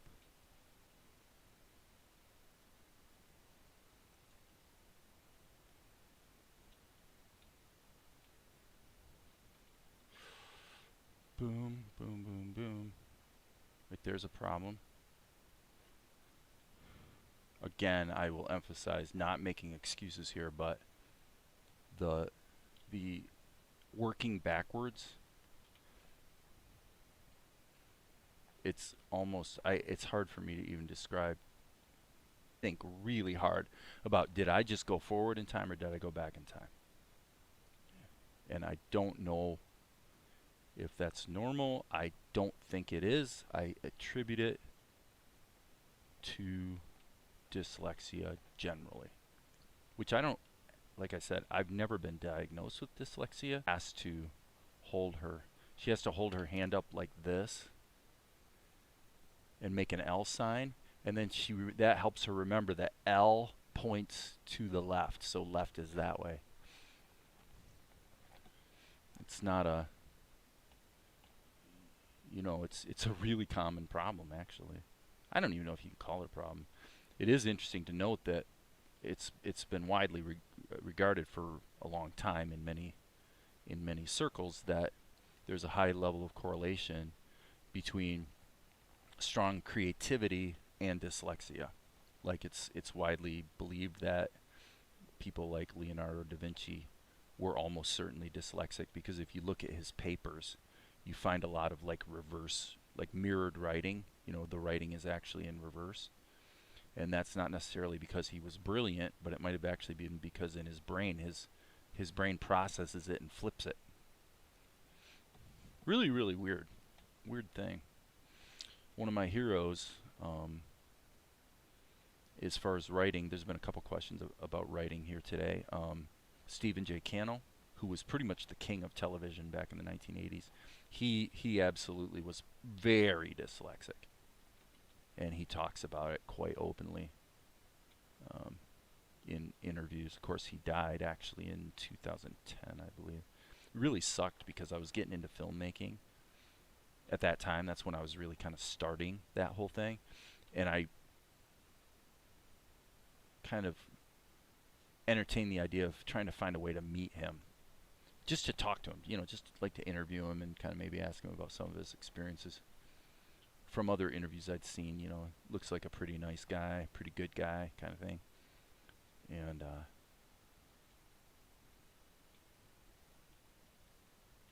I would have liked to have met the guy.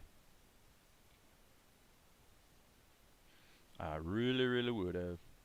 But I was too late. By the time I was actually aware of him, and such a thing might have even been a remote possibility, I found out he had actually just died that year from melanoma.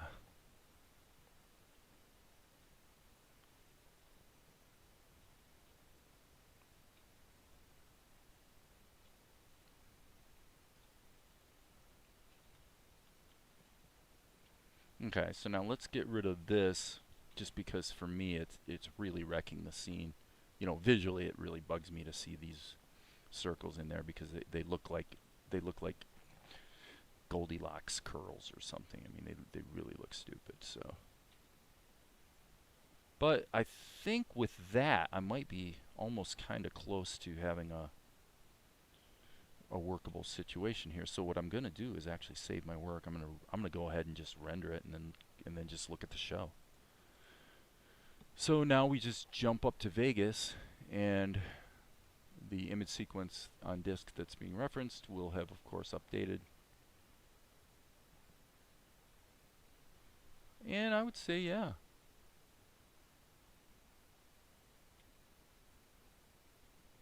Now, yeah, I see one thing I want to do. I think what I'm going to do is, let's go to these last couple keys. Hitting the B key. Don't want to be in erase mode. Let's go ahead and drive home that concept that we actually started in the previous shot.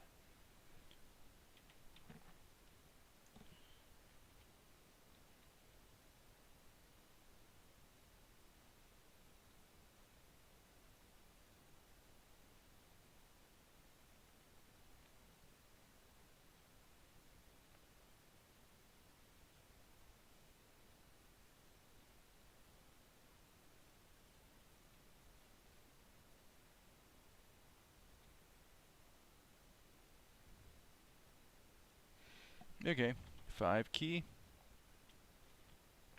Let's see what we have here, folks.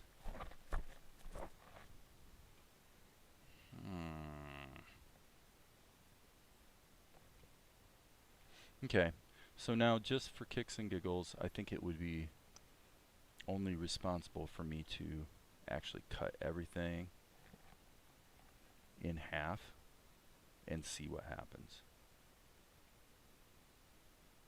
I hate to admit it, but I think it looks better.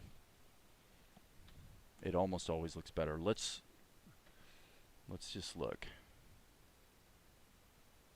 And if I'm going to do it this way, I think I'm actually going to go ahead and put that in here as well. Yeah, so this would be here. You know, you hate to take out all the keys, but that's kind of what I was saying earlier, you know. All that matters is what's best for the show. So I'm going to play that.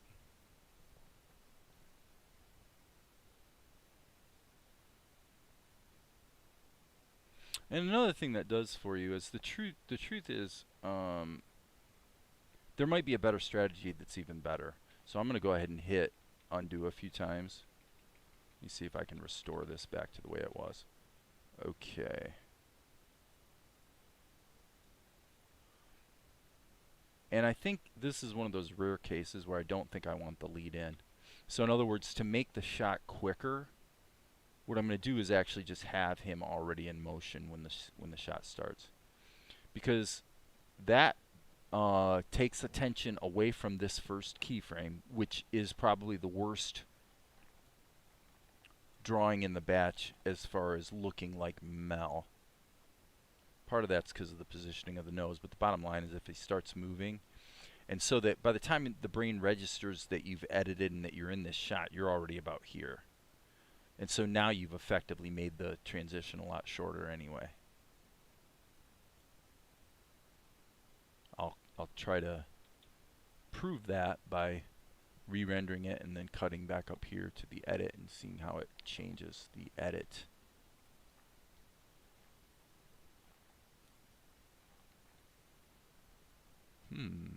Yeah, see that?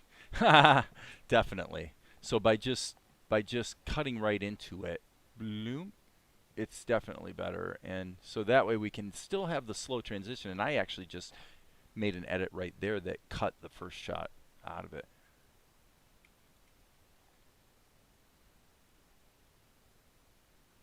I'm even going to go further. I'm going to take one more frame out. because I'm seeing his eyes move. Boom, boom. Yeah, that's more musical, if you know what I mean by musical. Hmm? Hmm? You see the pacing there? Hate to do it. Well, again, I'm going to say this again for Steve Riggs's benefit. This is why I tend not to do a lot of pencil tests too much, and why I also tend to very much think in terms of the mechanical components of a shot. Like, again, referring back to this one, the components are essentially the upper and forearm, or arm, the arm in two pieces, the abdomen and the head. Those are really the only pieces you've got to draw. So because, see, there's not really a lot of drawing going on right here. You're just cutting it into pieces and moving things around, and you can even see that. And keep him on character. And yet, when we chopped it into the show, what do we discover?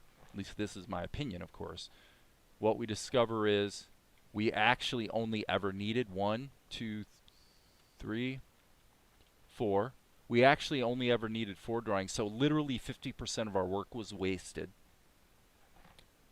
Because that's what told the story better. And I've done enough editing that I kind of see these things coming.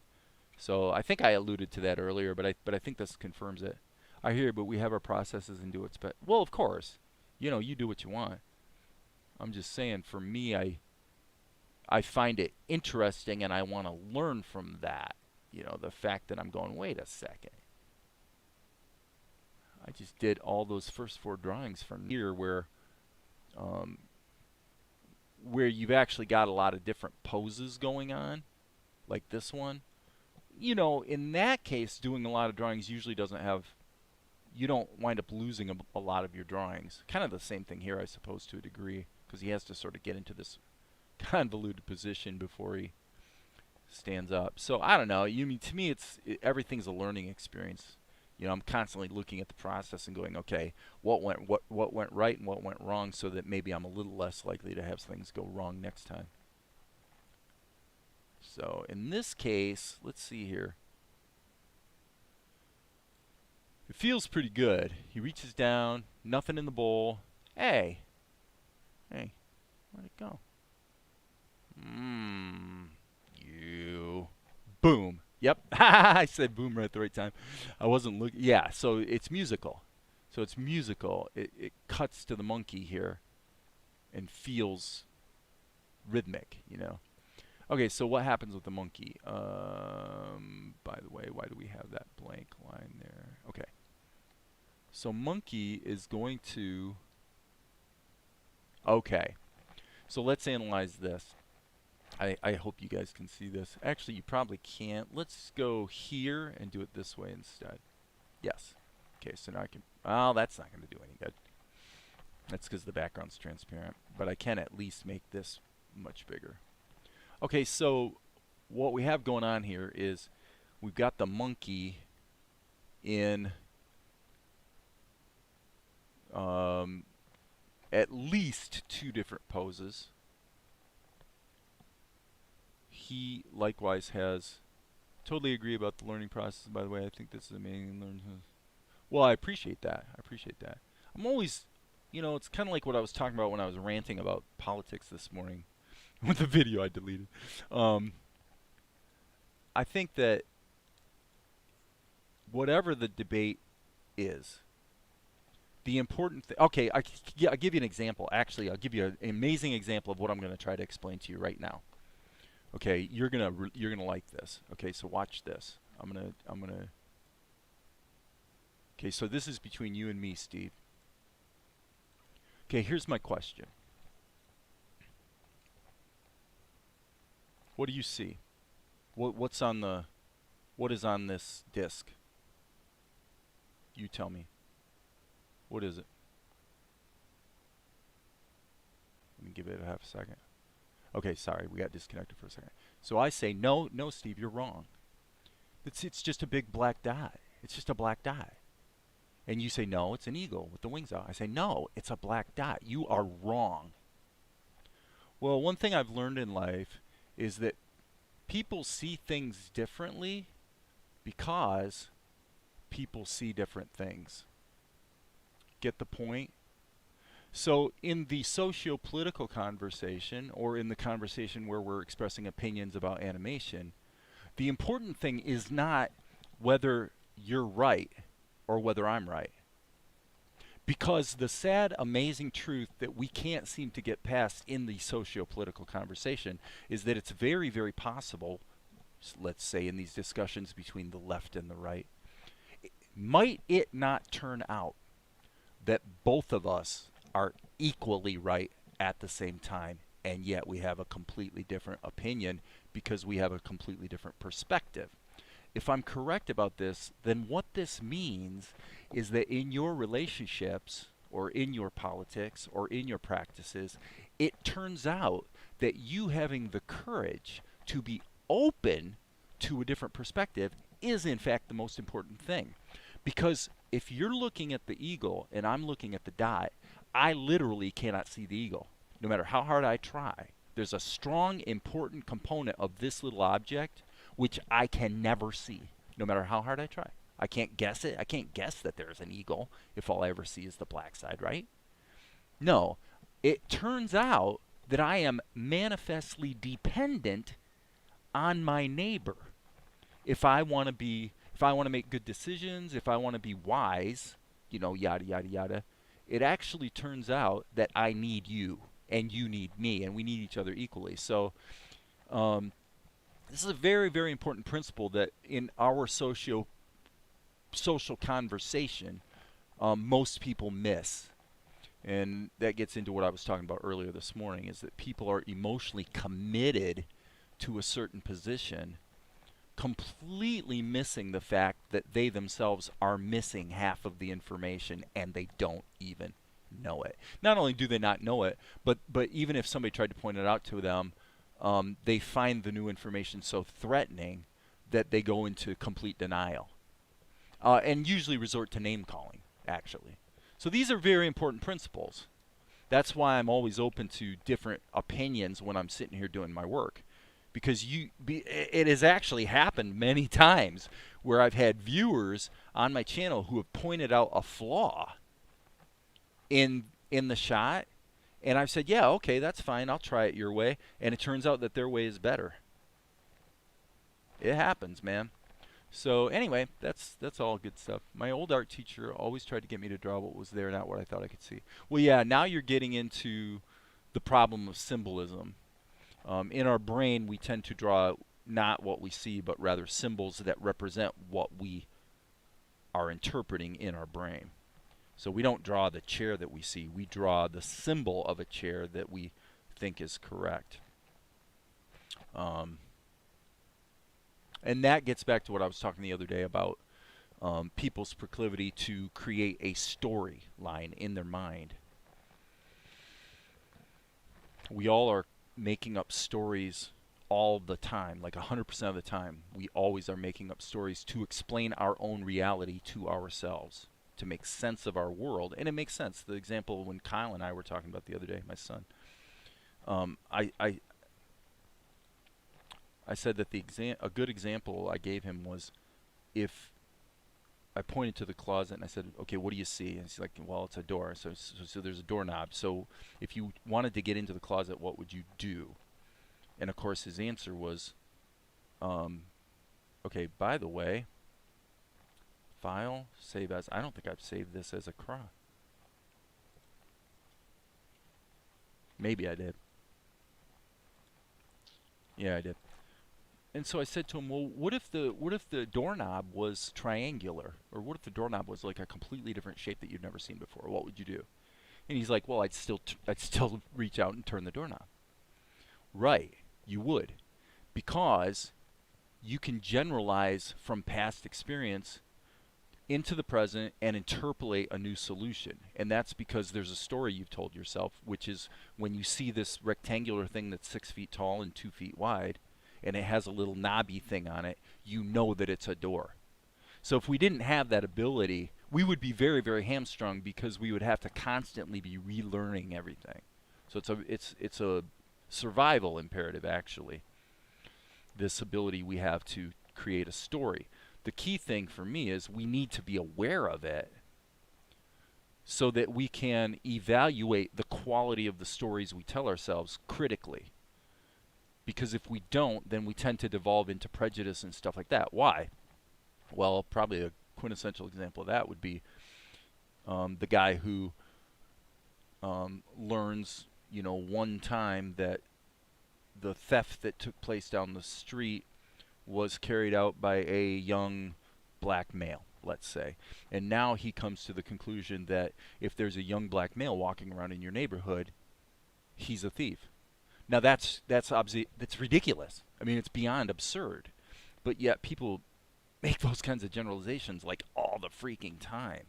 It's scary how much people make those kinds of generalizations. And so you can criticize it and call them a racist, but the truth is they're just making sense of their world and making their best evaluation of what's true based on their experience.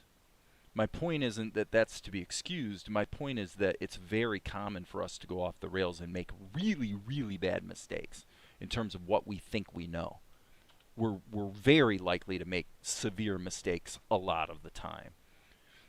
So the perspective of our neighbor turns out to be, in fact.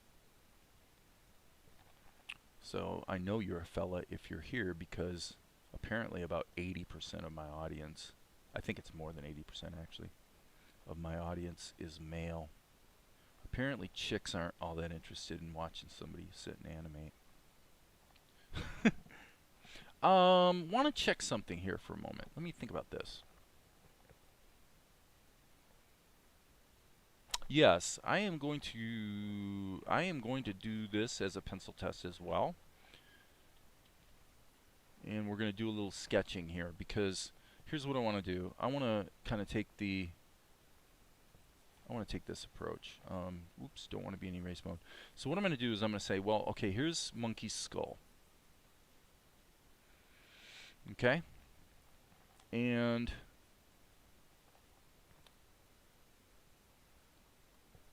let's say we're going to put in 1, 2, 3 keys in addition to the first one, so 4 total. Okay? Down position. Let's call it medium position. Mouth open. Then this position's over here. So actually, I'm going to say this position. And in this case, the truth of the matter is I can take this, and because I haven't done too much else, I can just expand this up to here. And now let's see if we can also utilize it here. I think we can, actually. Okay, with the perhaps the small caveat that maybe this should be raised up just a bit.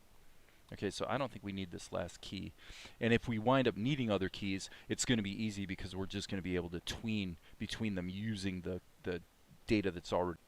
Monkey has been stealing Mel's pistachios.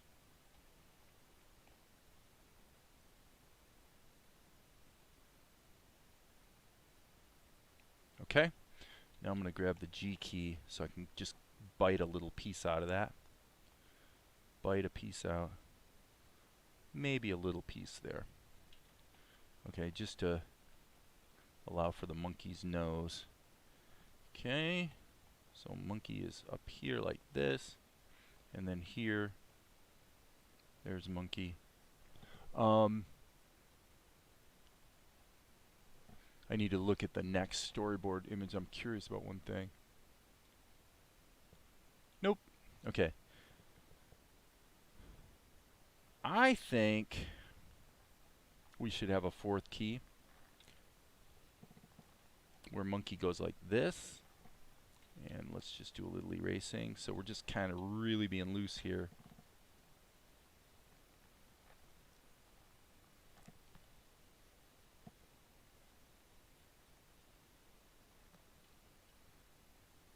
Okay. Okay, so monkey's eyes would be in the down position. also here.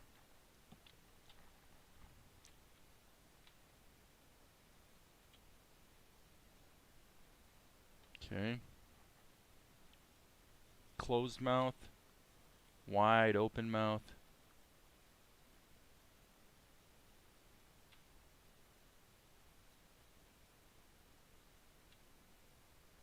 And silly expression. Okay. Monkey ear, monkey ear, monkey ear, and monkey ear. Zzz. Okay. I should have been a philosopher.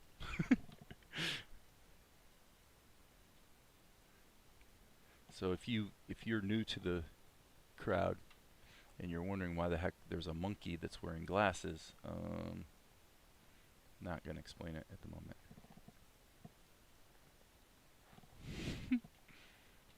Okay.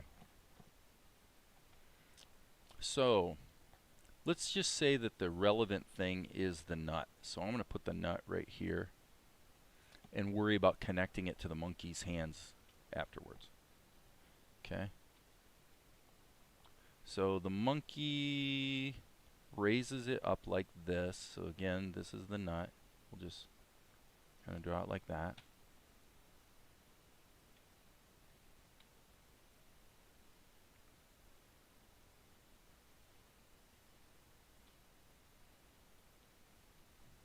And I think maybe we will presume that monkey's going to be in kind of a position something like this, where his arms are going to go behind. Okay. So I need to just kind of, like I always say, working from the known to the unknown, I need to get his knee kind of sort of where it needs to be.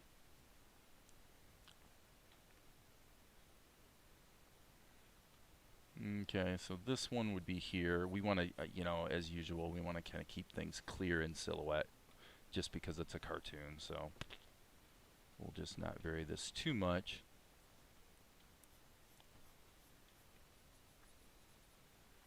Okay. And monkey's tail maybe is kind of floating around here in the back.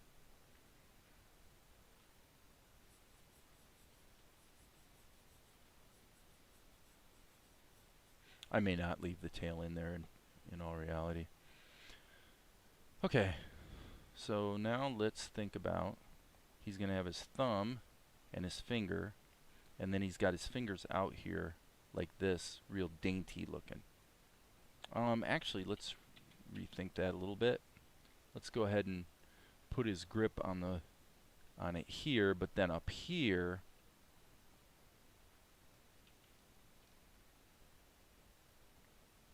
again, I'm going to try to make this work in silhouette just because it is a cartoon. So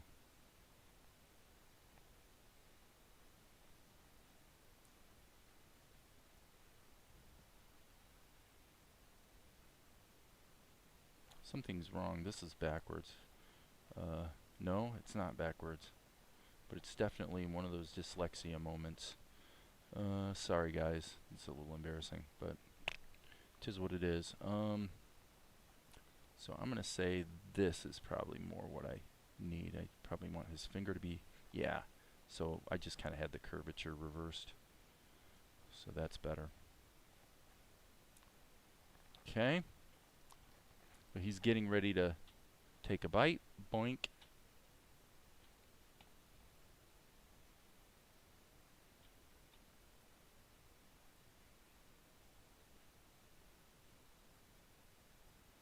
I may wind up just reusing this drawing here, but I'll just sketch it in there for the moment.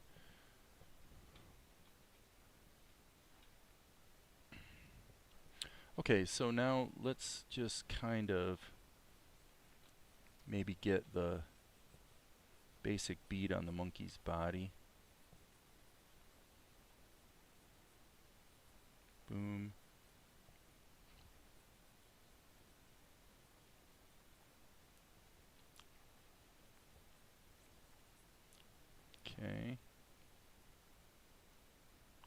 Okay, so let's just keep this straight. We're not doing a bunch of rubber hose stuff here. So if that's the direct line, I'm just going to say that'll work. Probably like that is fine. And then he's whipping those behind. Okay, so now question. Would the arm actually be in front or behind the leg? I think it would be in front. But I'll do that just to see. Yeah, it would be in front. So let's... Don't want to be in race mode. So we'll go ahead and put the arms in there then. That'll work. And then one could argue that a tween would be nice, but I think the snap of the action probably means that it's going to be better if it's not in there. So what I'm going to do is maybe break it up this way. No, this needs to be even longer. This should be 8 frames a second. Save our work. So let's go. Bloom. Yeah, he doesn't actually eat the... So I would say what I want to do here is I want to actually duplicate this frame so that it goes bloom.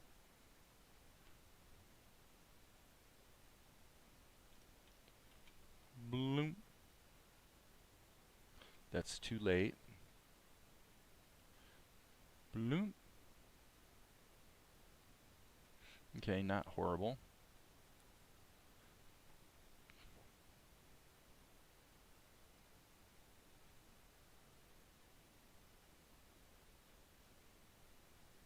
Okay, this should be boom, bop, right there. This should be amended so that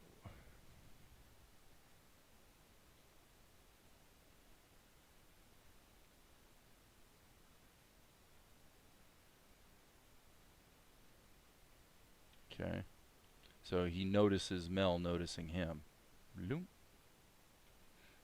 And again, it's way too quick. So we, yep. Again, way too quick. Yeah, the stuff that's supposed to be snappy, sort of somewhat comedic action, you really want to let it breathe a little bit. So he lifts it up. Boom. Notices Mel. Okay, and now arguably this is the better pose. This one is almost useless, so I'm going to leave it in there just as a tween to this. But yeah, let's put this forward a little bit and then put this back here. So this is actually just a 1-frame tween. I bet you it'll work better. Bloom. Actually, it does. So that's interesting because that means for this whole shot, again, from an ink and paint standpoint, you know, there's really only 2 poses, but the only thing you have to draw again is his mouth. Actually, a little sound effect like a little twinkle. I don't know what you'd call it. It's kind of like a wood block sound when he notices himself being noticed.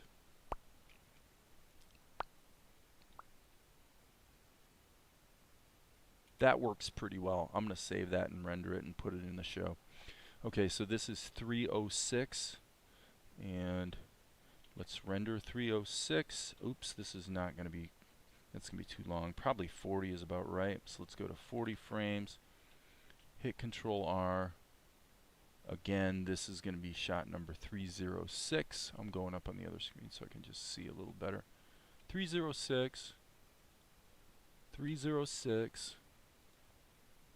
It's rendering.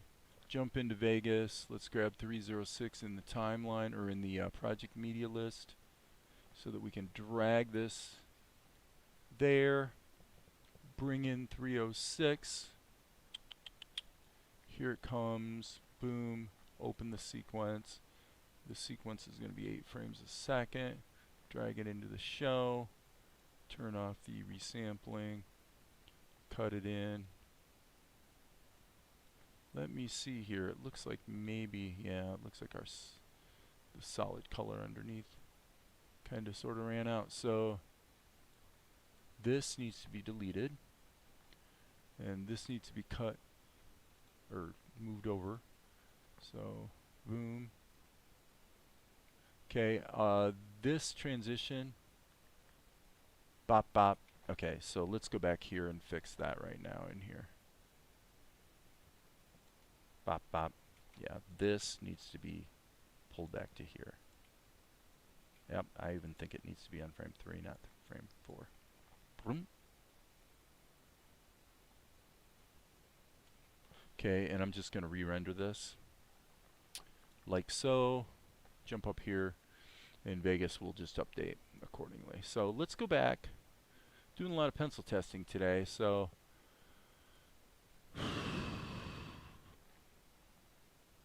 is this where I started today? I think it is.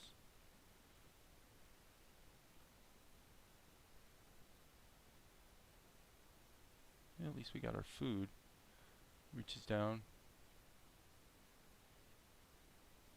Hey, where'd it go?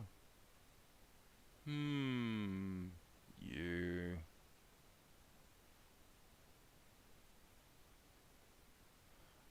You know, not bad. Not bad. How are we doing on time? 2:43. I think that the background drawing can be removed completely. It's not actually doing anything for us. I would say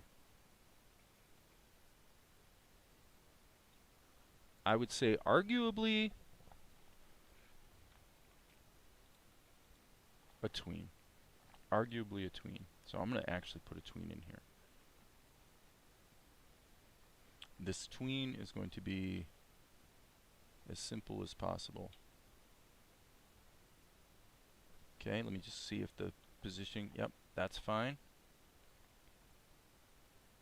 So then we're going to select this. Hit the A key, anchor it at the shoulder, and we're going to do a small tween. We're easing in, as I've sort of been talking about.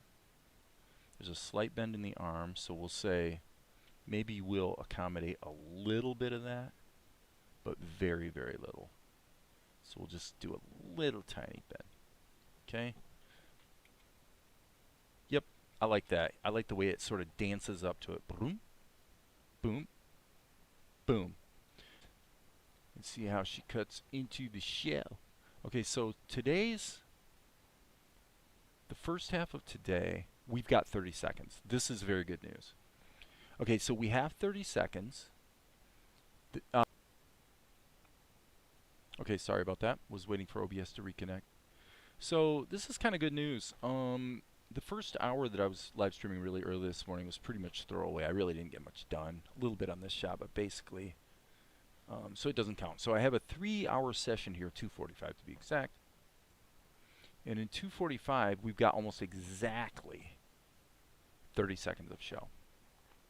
So what that means, this is good news, because what that means is if I can go in and do the ink and paint, and obviously the backgrounds, on this sequence right here in less than 3 hours, then I will be once again matching my goal of essentially 5 seconds per hour is what seems to be reasonable for this type of animation. And what that really translates to is, depending on whether I'm working for 4 hours or 6 hours a day, it's supposed to translate into about 20 to 30 seconds of show per day. I feel like we're probably nailing it. And I'm also going to say that maybe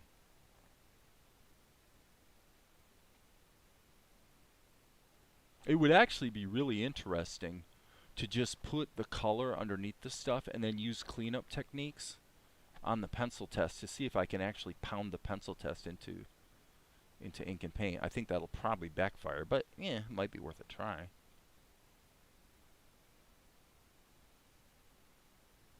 Yeah, I really like the monkey shot. Okay, so there's 30 seconds of show.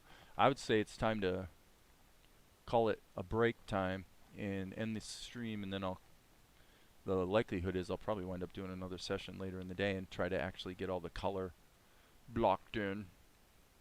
We'll see. So with that, I will bid y'all adieu. And if anybody has any questions or anything, you know, put them in the comments. Subscribe if you're not subscribed. I appreciate everybody hanging out, although a lot of you guys haven't really identified yourselves. I don't know exactly who else here. Let's see, we got Ajax, Inyo-san, Steve, Music Max. So yeah, we got 5 people that have weighed in, but there's actually 5 other people watching. So anyway, like I said, if you have any questions or anything, let me know. But I think 3 hours is probably enough for one session. And so with that, I am going to quit for now. Don't be shocked if I'm back on later today, but there will be more later. Okay? Thanks, guys.